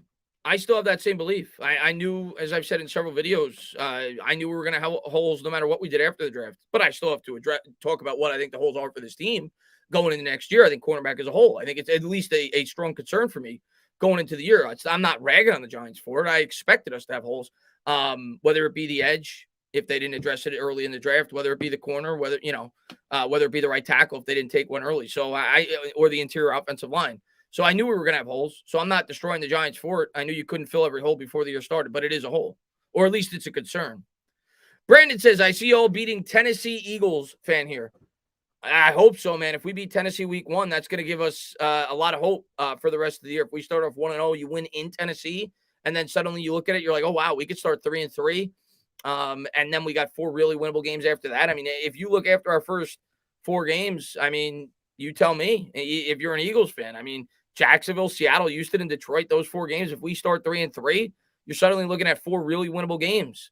So if we're able to pick off Tennessee and then do what I think we should do against Carolina home week 2, we beat them last year. And if you could beat the Bears, I think a very beatable team, and you get to 3-3 out of your first 6 games, and you win 3 out of those 4, you're looking at 6-4 through the first 10 games. So it would give Giants fans a lot of hope if we could ever pull that upset off. Zybe, he says, by the way, dude, just watch Kayvon's clips. He's going to be a problem. Yeah, and it's funny because I started to hear people make the comparison after I saw it. I watched Kayvon obviously before the draft, but after the draft, I said, all right, let me go back and watch more of his highlights and see who he reminds me of. And I kept saying to myself, Osi Umenyiora. The first step, his first step is electric the way he gets off the line. So I think he's going to do some good things this year for the Giants. Ayub says have to stink 7-win puts us in a position for a quarterback. Yeah, I mean, well, it depends where we are in the draft. It depends on how many quarterbacks we love. It might take 3 wins to put us in a position for a quarterback, right? Because there's so many quarterback needy teams. It's impossible to know before the year starts. It's impossible to know. Michael said, what's going on, Michael? Besides our first 3 picks, I don't really see a starter. Yeah, I think I think the tight end might start. I'm not saying he will. I don't know that, but I think he definitely could. Bellinger, I think he could start. And then the safety we drafted out of Iowa maybe has a chance based off of Cam Belton. But I actually think Bellinger has a really good chance to start. Azudu, I agree with you. I don't think he'll start. He may start at some point this year, but I don't think he'll start out of the gate. Same thing with Cordell Flott. He may get an opportunity at some point, but I don't think he'll start out of the gate. McFadden, I could see being used in certain packages to start the year. The linebacker out of Indiana, I don't think he'll be in the starting lineup. So I agree with you. I think there's 3 definitive starters, or at least Wendell Robinson may not be a starter, but he's going to get significant reps to start the year. And I'm actually leaning Bellinger. I think has a good opportunity to start at the tight end spot because we're so young at that. We're so thin at that position. John, man, thank you very much, man. Stand up, new member. I appreciate that, man. Thank you so much. And he says, and by the way, guys, anybody that's tuning in now, I had a ball with Sam, so I hope whoever is still here had fun with that interview. I'm gonna try to do these once a week because this is kind of the dead time of football season, and I can't do this more than once a week because there's not a whole lot to talk about. But I figured it'd be cool to come on here, talk to you guys. There's always going to be, like this week you have rookie mini camp. There's always going to be minor stories, and I will try. I don't know if I'm going to be able to do it, especially if it's a midday stream, but I will try to get a guest on every week. Like I'll reach out to LPG. Maybe I'll get him on one week. I don't know. But I want to try to do these like once a week leading up into the season. It's going to be Wednesdays. I did today, Thursday, because of the schedule came out today. So I figured I'd back it up a day. But typically it'll be Wednesdays, probably at like 2 to 4, 3 to 5. I don't know. We usually go longer. I usually go at least 2.5 hours. But we'll try to do these once a week leading up into the season. Tudo, he says, London's game against the Packers, losers ain't nothing. I'm personally a huge fan of Coach Wink and his squad. Cover one and shut down Karen Rodgers. Let's go. Oh, Karen Rodgers. Maybe, you know what? Maybe I'll just have you guys on. I just know a lot of you guys probably are at work, so you can't come on the midday stream, but maybe we'll have some subscribers on, whoever wants to come on and talk. Fabian says, sub and ring the bell to the most. I appreciate it, Fabian, man. Thank you for being here, buddy. Wandell Wilson. He probably will, Davey. I think he's going to be the starting slot because even if they think Shepard is going to be the starter, I'm leaning at least that Shepard's not going to be ready to go week 1. I know they say they think he's going to, but I don't know about that. So if Shepard's not ready to go, I agree. I think he'll be the starting slot week 1. If Shepard is ready to go, I would lean that Shepard probably be the starting slot, but he's still going to have a role. Slink says, halfway through the season, I think Jones has 3 touchdowns, 6 picks, 2 fumbles. He's improved his fumbling prevention. Next step is learning to play quarterback. Now, I'm going to disagree with you, but that's fine, man. That's what's fun about being a fan and having opinions. I don't think Dan Jones is that bad. You're telling me, Slink, if Daniel Jones plays the first 8 games this year, which is roughly half the season, we play 17 games, he's going to have 3 touchdowns? Have you seen our schedule? Like, we play Carolina, Chicago, Green Bay, Seattle, Jacksonville. You're telling me those first 8 weeks he's going to have 3 touchdowns? Come on, man. And Fabian, man, stand up, new member. I appreciate it, man. Let's see. And I think he's gonna do a little bit better than that, man. Joe San Diego says Broncos wide receiver Jerry Judy. I heard about that. I haven't got somebody in my Discord told me that before I went live. I haven't got an opportunity to see exactly why, but I did hear about that. Joseph says every once in a while I get that depressing feeling that I hear you, man. Why do we have to get embarrassed on national TV against the Cowboys twice? Hey, maybe we'll beat them, man. Who knows? Maybe we'll embarrass them. Yeah, I just read that, Joe. What's up, Dust Thunder, man? All of a sudden, everyone thinks Green Bay. I don't think Green Bay sucks. I think last year, Dust Thunder, a lot of people were starting to feel that way as well. Not that they were going to suck, but when they had the draft that they had, when they took, what's his name, the running back they took in the 3rd round, and they took Jordan Love, a lot of people started to think, all right, maybe they're going to at least tail off a little bit, and they didn't. At the end of the day, you still got a great head coach with LaFleur. You still got Aaron Rodgers. They did lose some pieces, though. I mean, they really did. They lost to Darius Smith, and obviously they lost Devontae Adams. So I don't think they're going to be as good as they've been, but they're still a playoff team. They're still good. I'm actually leaning towards my hot take being that the Vikings are going to win the North, but I still think the Vikings are at least a 10-win team. I think they're still a good team, and I'm definitely not writing them off, and I wouldn't be shocked if they win 13 games. Aaron Rodgers has been the MVP the last 2 years for a reason, so I'm not writing them off.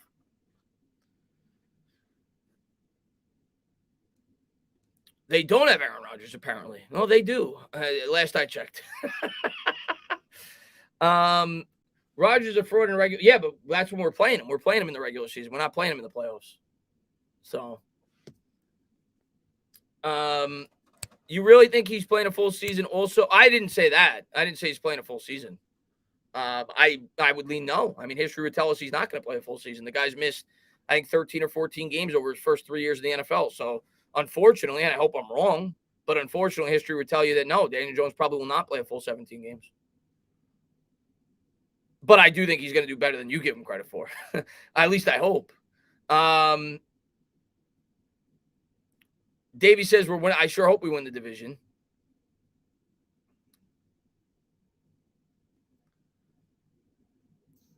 Green Bay will light our secondary up. We'll see. I do worry about that for sure. And it's still relatively early in the year. It's week 5. I worry about that. Aaron Rodgers, good, smart quarterback. Elo says it's going to be crappy weather in London, so Rodgers won't be I hope so, man. When exactly are the teams giving out the official schedules? I think it's 8 o'clock, but at least the Giants one is the unofficial official. This is the schedule. I don't know about your team. I know you're a Steelers fan, but I'm pretty sure like every schedule has been released at this point on Twitter if you want to go and find it. But like I bet you I could find the Steelers schedule for you right now if I went on Twitter. Let me see. Steelers schedule.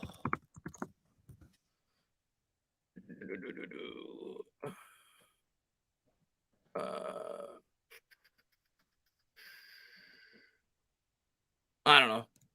I can't find it right now, but I'm sure it's out there.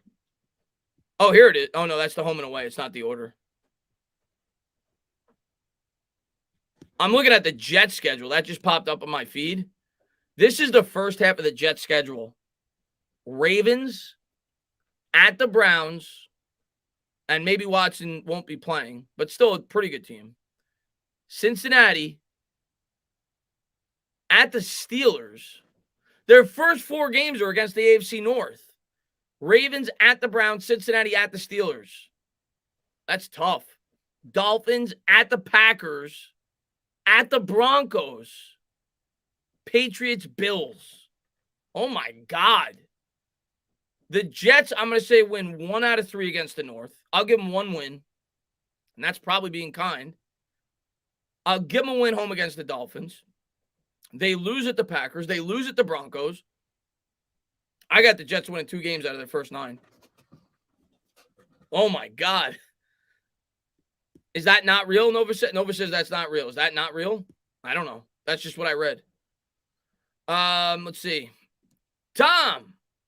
He says, why does Giants Twitter hate Sam Prince? I don't think they do. How could you hate Sam Prince? Nobody hates Sam Prince. Well, there might be 1 or 2 because you always get people that are crazy, but I don't think many people hate Sam Prince. Sam says, Chris, are you ready for Yankees Mets World Series? No, definitely not, man. When was the last time? Let me look at last time the Giants played on Thanksgiving. I think it was, I'll tell you right now, but Giants played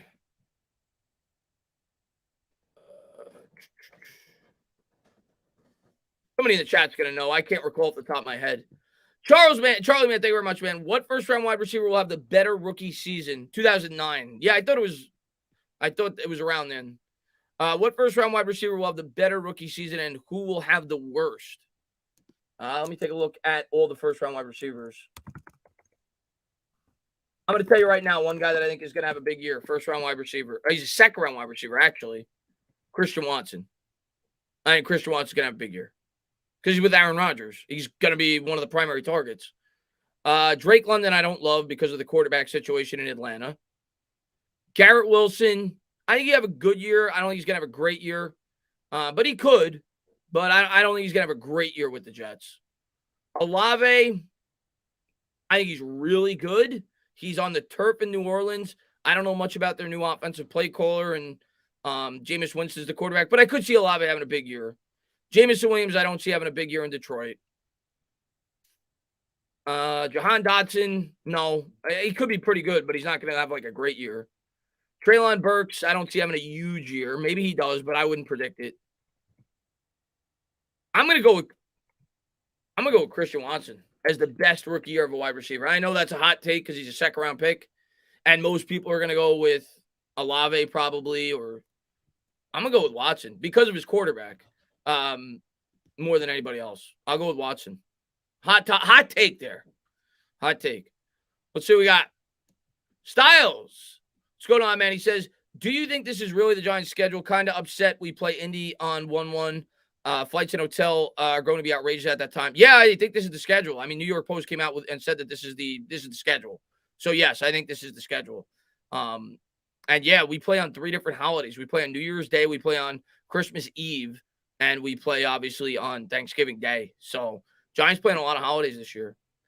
Tudo, he says, hypothetically speaking, if I play against Aaron Rodgers, I'll get him like the Thunder Lightning Strike and put him in a wheelchair. Dustin says, you see Judge might be calling plays. Oh, you mean for the Patriots? I did not see that, but that's interesting. But no, I did not see that. Blue Collar Man, he says, how was Doctor Strange? Good luck to the Patriots if he's calling plays. Doctor Strange. All right, my quick review on Doctor Strange. Not what I expected for a Marvel movie. I know Sam Raimi was the director, so obviously you expect a bit of a horror element going in. He's a horror director. He directed Spider-Man, the original Spider-Man, but he's done several horror movies before, so not what I expected in terms of a Marvel movie. It was a lot of horror, a lot of, definitely was at least teetering on the R rating for sure. I thought it was good. I enjoyed a lot of it.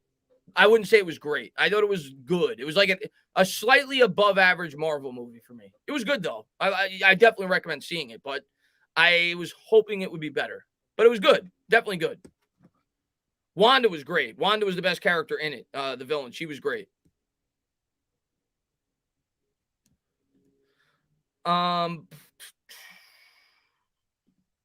Personally, I'll root for my quarterback until he's not my quarterback, and yeah, exactly. I'm the same way.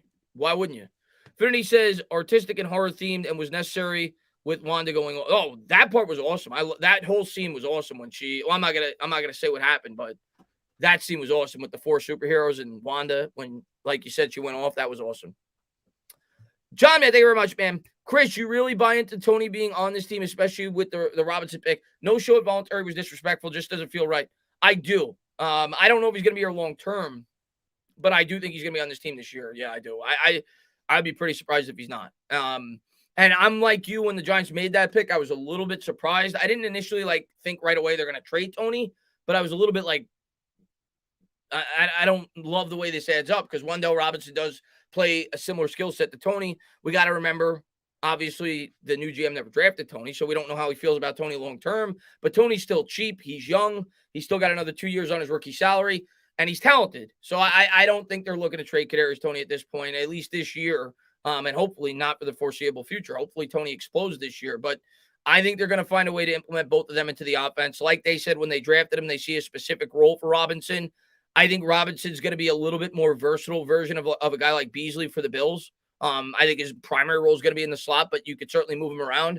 And he's obviously a little bit more athletic than Beasley is, but I think that's going to be his role. I think they'll have roles for both of them. There's going to be a lot of pre-snap motion. They're going to get creative with both of those players. But, yeah, I think Tony's going to be a big part of this offense this year. I don't think they're looking to trade Slayton, they're looking to trade from what I've heard. I don't know if they're going to be able to trade him, but they're looking to trade.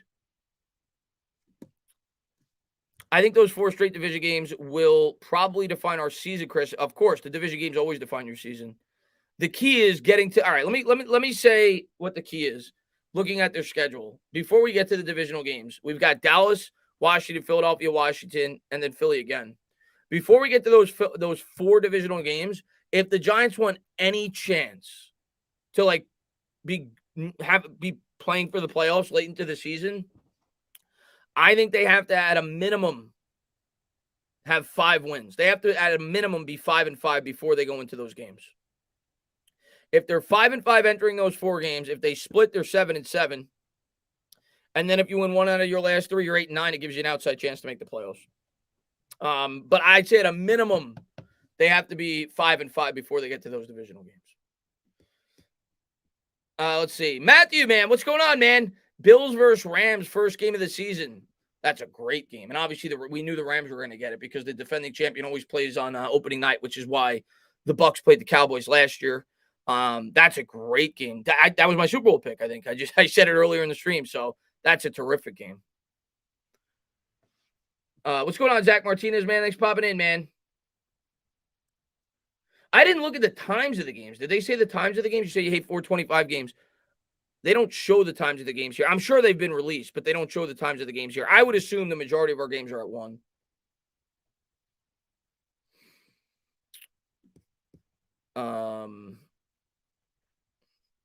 Let's see. Did the Mets win today? Yes, the Mets won again. They won.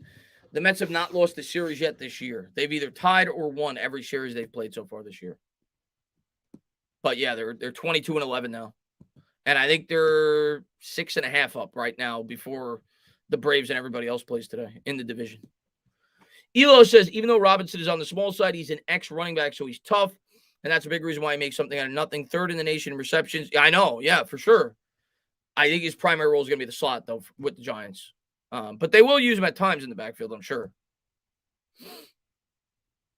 Well, JC, well, that's good news for you, man. As I expected, I think I said it yesterday on Twitter. I don't think we're going to have many primetime games. We have one primetime game, which is the fewest you can have because you're forced to play a Thursday night game. Of course, the Giants are not playing on Thursday night. They don't. I guess they're not forced because they're playing on Thanksgiving. But we have one Monday night or Sunday night or Thursday night game this year, and that's against the Cowboys Week 3.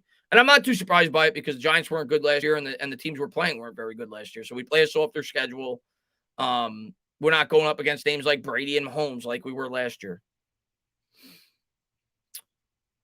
I think somebody asked if I'm planning to go to a game. I'm definitely going Week 3. That's the game I'm planning to go to. If I'm only going to one, that's going to be the one.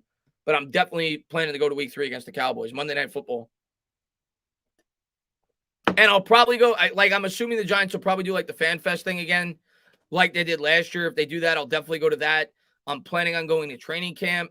And I'm hoping to have really cool content for you guys at training camp.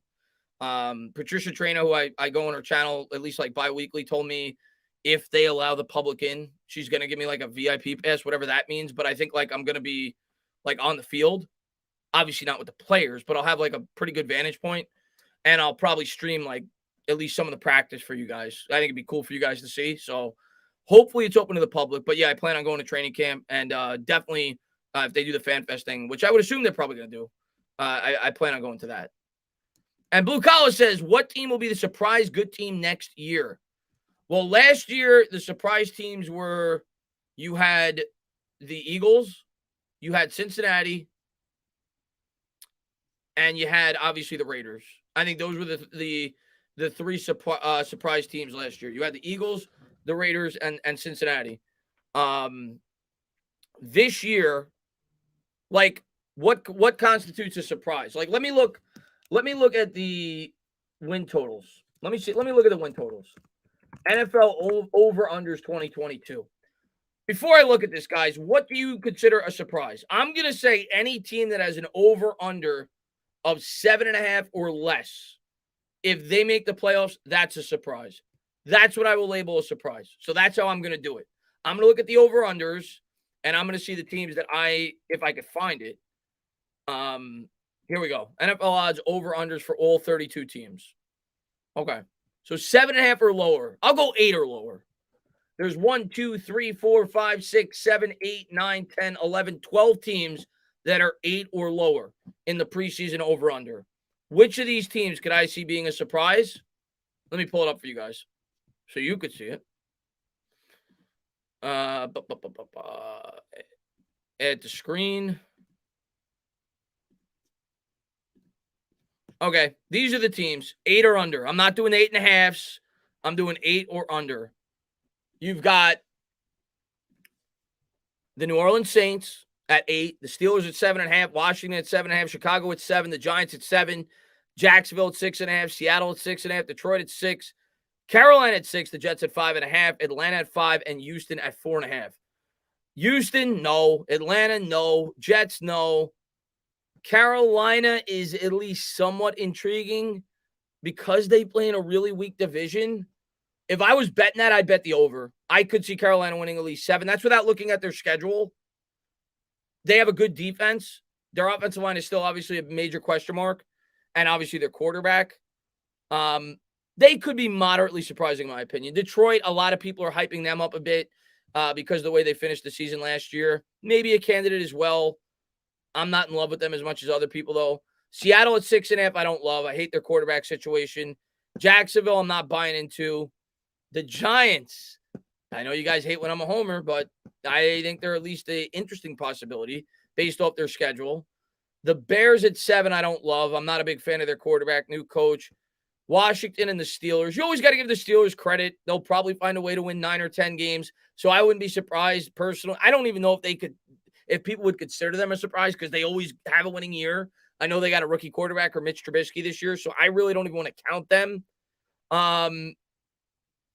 Hey, if I had to pick, if you said, Chris, you have to pick between Washington, the Bears, the Giants, the Jaguars, Seattle, Detroit, and Carolina, who is the most likely team to make the playoffs this year out of those teams?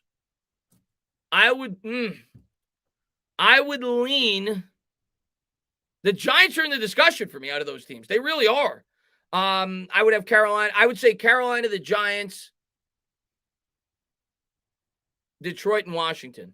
Those 4 teams. I would say one of those teams will be the surprise team this year. If I had to pick one, I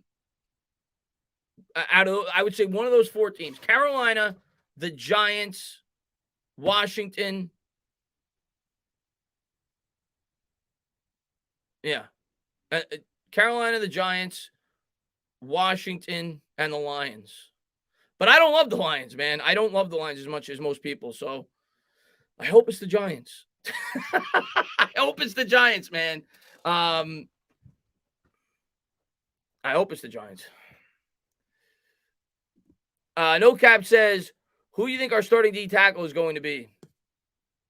What's the name of the free agent we picked up? I think it's Jamil Douglas. He obviously has an opportunity. We drafted an interior defensive lineman. Maybe Dex plays a bit there as well.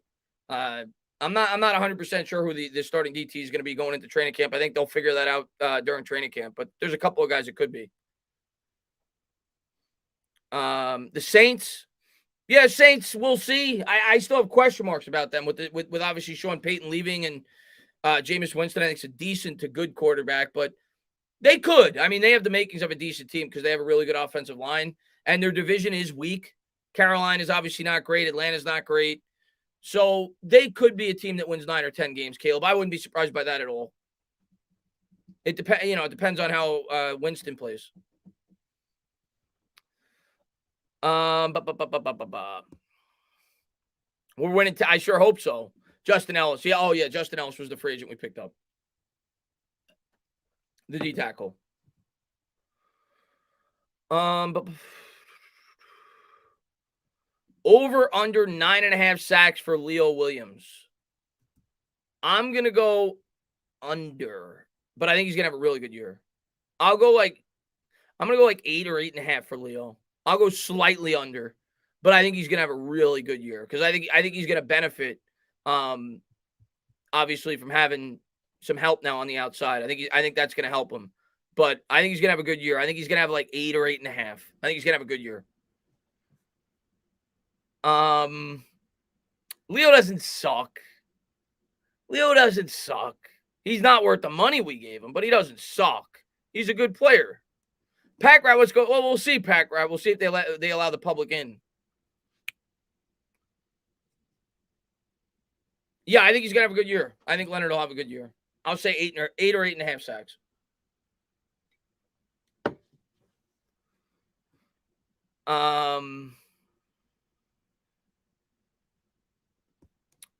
At A-Train says, Barkley scrimmage yards prediction with our new line.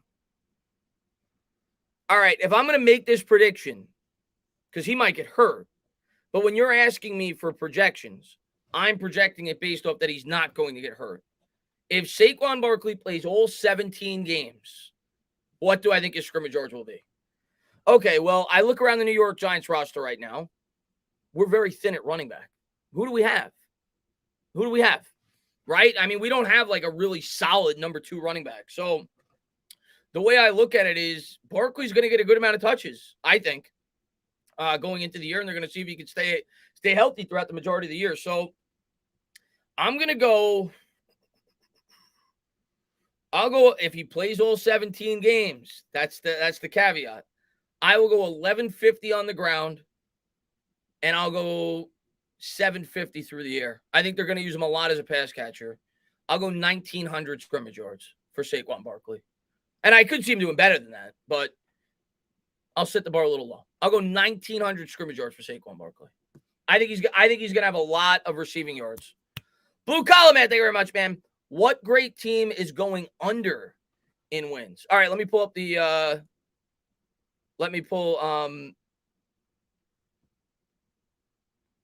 Yeah, no, I understand why you don't like him, Slink. I think a lot of Giants fans don't like him. 1,900 scrimmage yards is not crazy. I mean, Barkley had, 2,100 scrimmage yards in 16 games in his rookie year. Now you're talking about an additional game, and I'm going 200 yards less. I think 1,900 scrimmage yards over a 17-game season is very doable for Saquon Barkley if he plays all 17 games. I don't think that's crazy. Let's go. Let's take a quick look at. All right. So which team is going under that's predicted to be really high? All right. Bucks 11.5, Bills 11.5. The Bucks are interesting. I wouldn't bet on that. I wouldn't feel confident either way. I'd lean towards the over, but I wouldn't be in love with it. The Bills, I would go over. Even though they do play in a pretty challenging division, I am not looking at their schedule. But if you ask me without looking at the schedule, Bills are like a 13-win team. I think they're really good. So I would lean slightly towards the over. The Packers 11, that's about where I'd have them. I could see 10, though. Chiefs, I like the under on the Chiefs. Call me crazy. I like the under on the Chiefs at 11. I like the under on the Chiefs at 11. And it's not because I think the Chiefs are going to have like this huge, I still think they're good. I still think Pat Mahomes is good. Great. I still think Andy Reid is great. I still think they have a great team. But their division got a lot better. You lost Tyreek Hill. You're playing a first-place schedule. I'm going to go the under on the Chiefs. I think the Chiefs are going to have like 9 wins, maybe 10. But I'm going to go the under on that 11. Let's see. You got the Rams at 10.5. I love the over. NFC West is good, though, but I love the over. 10. I'm going under on the Cowboys. What do you guys think in the chat? And I know we're biased as Giants fans. I'm going under on the Cowboys. 10.5. Give me the under. I could see 9. I could see 10. I don't see 11. I'm going under. I think the Cowboys got worse this offseason, and the division as a whole got better. And now they play a much more challenging schedule, being that they won the division last year. I'm going under. That's probably my favorite under. And I get the half. 10's not a push. Oh, I love the Cowboys on the under there on the 10.5. I love that one. Broncos at 10. That's probably a push. I like the Broncos. Chargers probably about a push on 10. Cincinnati, I'd say close to a push. That's probably where I'd have them. Especially because you got to figure the Browns will, I don't know when they play the Browns on their schedule, but if they without Watson, probably. Niners at 10. It's tough on that one. I wouldn't touch because you don't know what Trey Lance is going to look like. But if Lance is good, that's going over. But that's a tough one. I wouldn't look at that. Titans at 9.5. I'd probably lean towards the under. I'd probably have them at 9 wins, but that's about right where I'd have them. Ravens at 9.5, wouldn't touch. I think they're a 9 or 10 win team. I think that's proper. Same for the Colts. Yeah, I like the Vikings over actually at 9. I think the Vikings are going to win 10 or 11, but I like the one I love is actually the Cowboys. I don't think the Cowboys are winning 11 games. I like the under on the Cowboys, and I like the under on the Chiefs. I like the under on the Cowboys and the under on the Chiefs. But there's my hot takes. All right, let's see. Charlie Man, he says, Albert, was that the guy that we brought in from let me just make sure. I think I know who that is. Let me just make sure. It's hard to pronounce his name.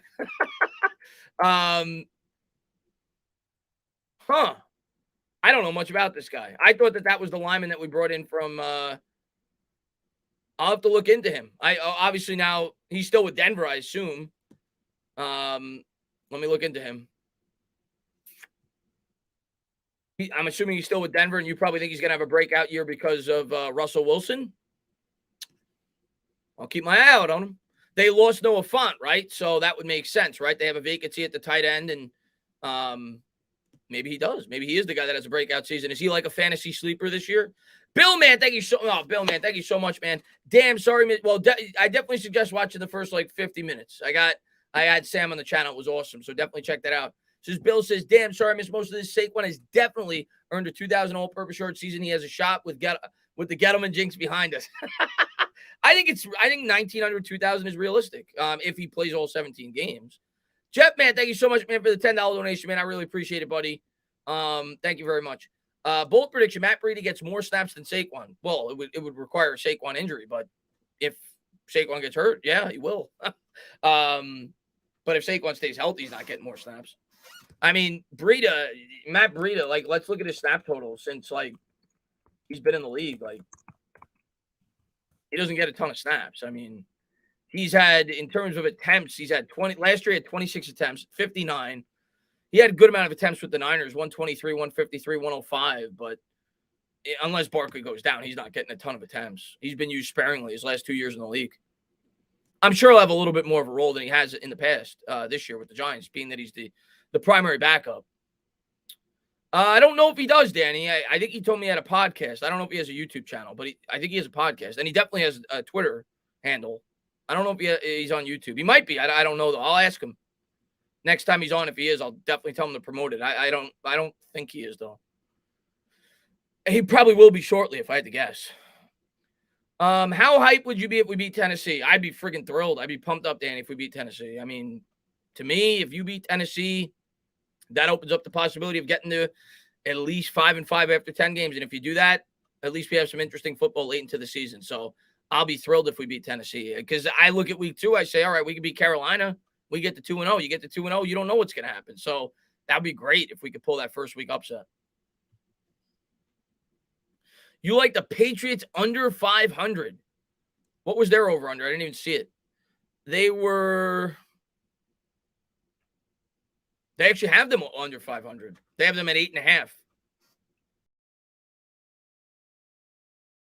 So if you want to bet the over, you think they're going to go over 500. If you want to bet the under, you think they're going to go under 500. What if we start 1-3? No. We're not going to take. I don't think. I mean, here's the thing with Tyrod Taylor. What's the purpose of bringing in Tyrod Taylor? That early into the year, okay? If you want to bring in Tyrod Taylor after 10 or 11 weeks, if Jones stinks, have at it. I don't care. But what's the purpose of bringing in Tyrod Taylor after 4 weeks? You know Tyrod Taylor is not the future of this team. I'm not telling you Daniel Jones is, but that's what this year is about, is to figure out whether or not he can be. Taylor's not. He's 33 years old. So, and he's been a journeyman quarterback his entire career. So, I don't see the purpose of bringing in Tyrod Taylor 4 weeks in, especially when you factor in Jones is probably going to take at least 3 or 4 weeks to get acclimated to a new system. I don't think he's going to just hit the ground running right away. I think the Giants are going to give him 10, 11, 12 weeks. If he stinks after that, you want to throw Taylor in, by all means. But I don't see the Giants looking to bring Tyrod Taylor into the starting lineup unless Jones suffers an injury or if it's late in the year and Jones is just playing horrible. Outside of that, I don't see them bringing in Tyrod Taylor. And Joe Shane basically said that. He said that Taylor's going to be the backup. Taylor knew that when he took the job. Jones is going to be the starter. So I don't see that being the case.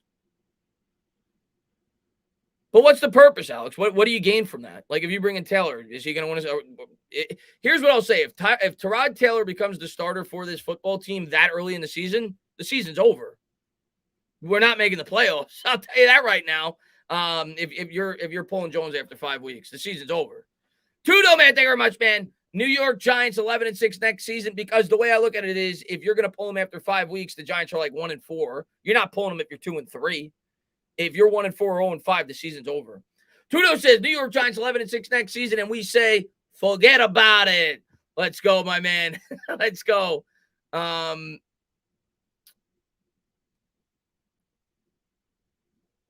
Yeah, it's not going to happen. We're not pulling Daniel Jones that early in the year. It's not going to happen. For everybody that wants to get rid of Daniel Jones, you're going to get your wish at the end of the year, unless he proves you wrong and he plays great this year. You're going to get your wish, I promise. I don't know why I have so much faith in DJ.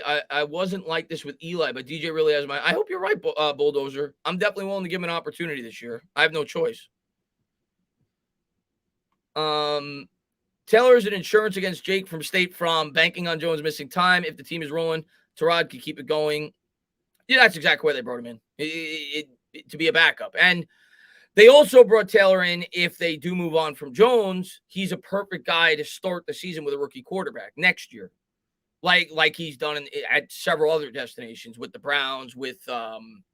He did it with the Chargers when they drafted Herbert. I think it would be the same situation here. Like, if they move up with Jones at the end of the year, they draft a guy, whatever, Stroud, name the quarterback, whatever. They draft a rookie quarterback, and you don't rush him in the fire. You start Taylor for 4 weeks. You let the rookie learn. No pressure. He comes in. You handpick the game that you want to bring him in. Maybe you bring him in against a weaker opponent. Build up some confidence. That's what I think Tyrod Taylor's here to do. If we move up with Jones, I think he'll be the starter entering 2022. But I don't think he's going to see the field this year unless Jones gets hurt. I really don't. Unless maybe it's really late into the season. Elvis, man, thank you very much, man. I personally think DJ will get benched at some point this season, and Tyrod Taylor, that's possible at some point. But I don't think it's going to be early in the season. If that happens, I think it'll be like week 13. Like really late into the year. I don't think they're doing it week 5, week 6. I don't think that's happening.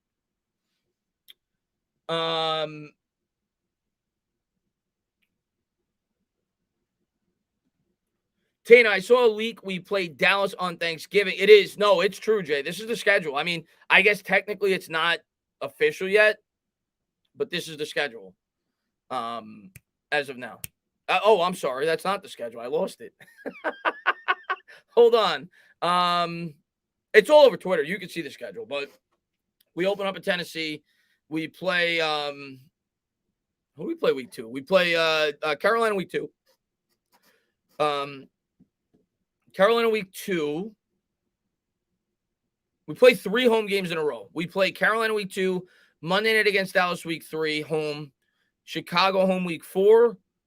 Week 5, then we play the London game against the Packers.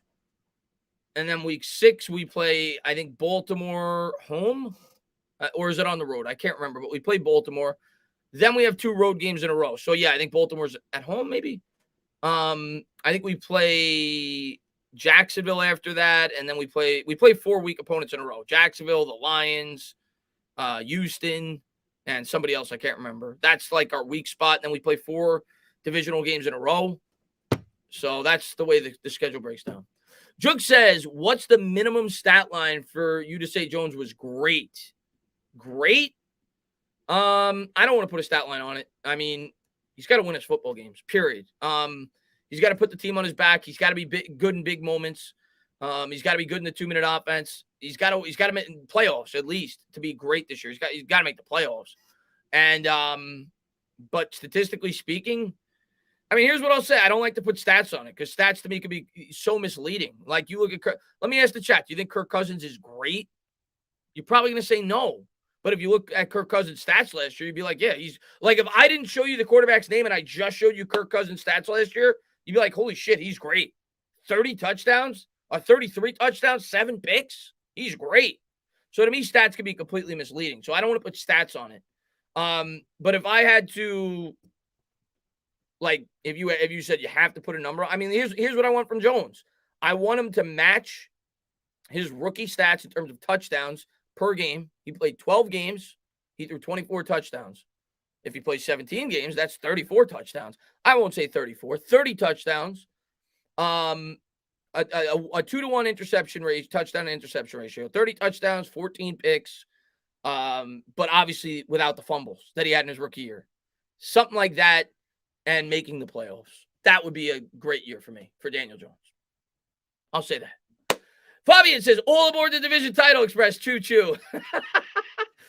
And Davey says, DJ is the quarterback. This is his year to show us. Last chance. That's it. Enough said. Let's see if he can do it. Something like that would be a great year. I mean, if we make the playoffs. But to me, like I said, stats are misleading, man. I don't always go by stats because let me show you Kirk Cousins stats. You tell me if you think this is great. This is Kirk Cousins stats. Everybody that says Kirk Cousins is horrible, I mean, he's got as good as stats as some of the best quarterbacks in the league.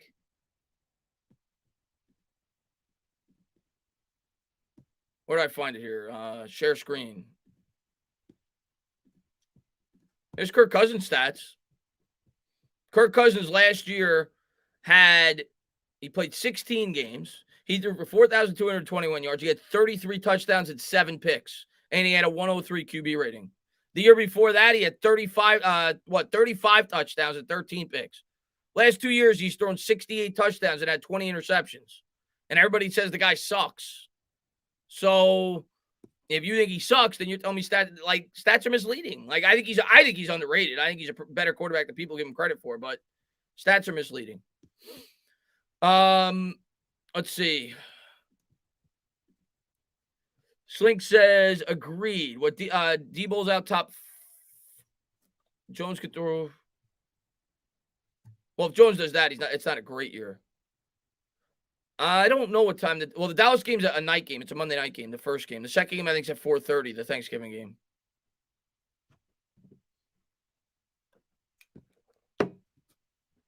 Jones could throw 30. Exactly. We need wins. He needs to play good in big moments, and he needs to have a good year. Here's what I'll say: if Jones throws 27 touchdowns and 13 picks, like Eli Manning in 2011, I think he had an incredible year. If you just look at the stats, his yards were great. He threw for almost 5,000 yards, but he had 29 touchdowns and like 14 picks because he was playing, or maybe it was even more than that. I can't remember the picks. Because he was playing from behind all the time. Teams knew he had to throw. But what did he do? He put the team on his back. He had great fourth quarter comebacks. He was great in the 2-minute drill, great in big situations. He had an incredible year. But his stats don't necessarily measure up to what you would say is an incredible year, even though if you watch the team on a week-in, week-out basis, you would say, yeah, he was incredible that year. It's the same thing for me. Pass the eye test. It's not just about stats. Pass the eye test.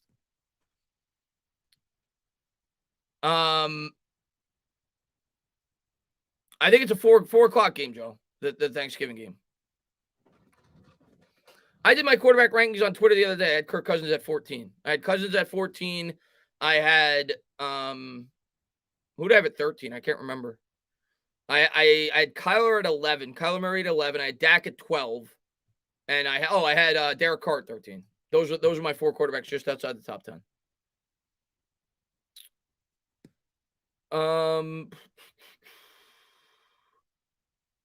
Do you think we beat Seattle? I think there's a chance. Yeah, no, I'm probably going to pick us to beat Seattle. I know it's in Seattle, and I know that crowd's a factor, but I just don't think they're a good team this year. So I'm leaning towards picking us to beat Seattle, yes.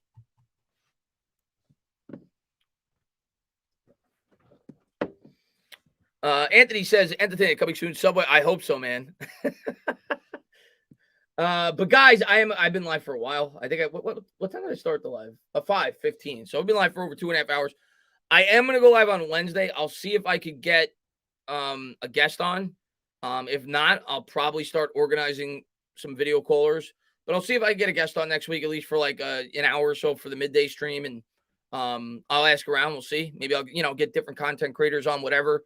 Just have some fun. I want to try to do it once a week. I did it today on Thursday because the schedule was released. I'll have a video out tomorrow going over the schedule in further detail. and breaking down each individual game and giving my overall opinion, which means nothing. Football's a week by week game, but I'll just, I'll throw out a roundabout guess and where I think the New York Giants could be going into the year, which you kind of heard throughout the stream, but it'll be, more detail. So looking forward to making that.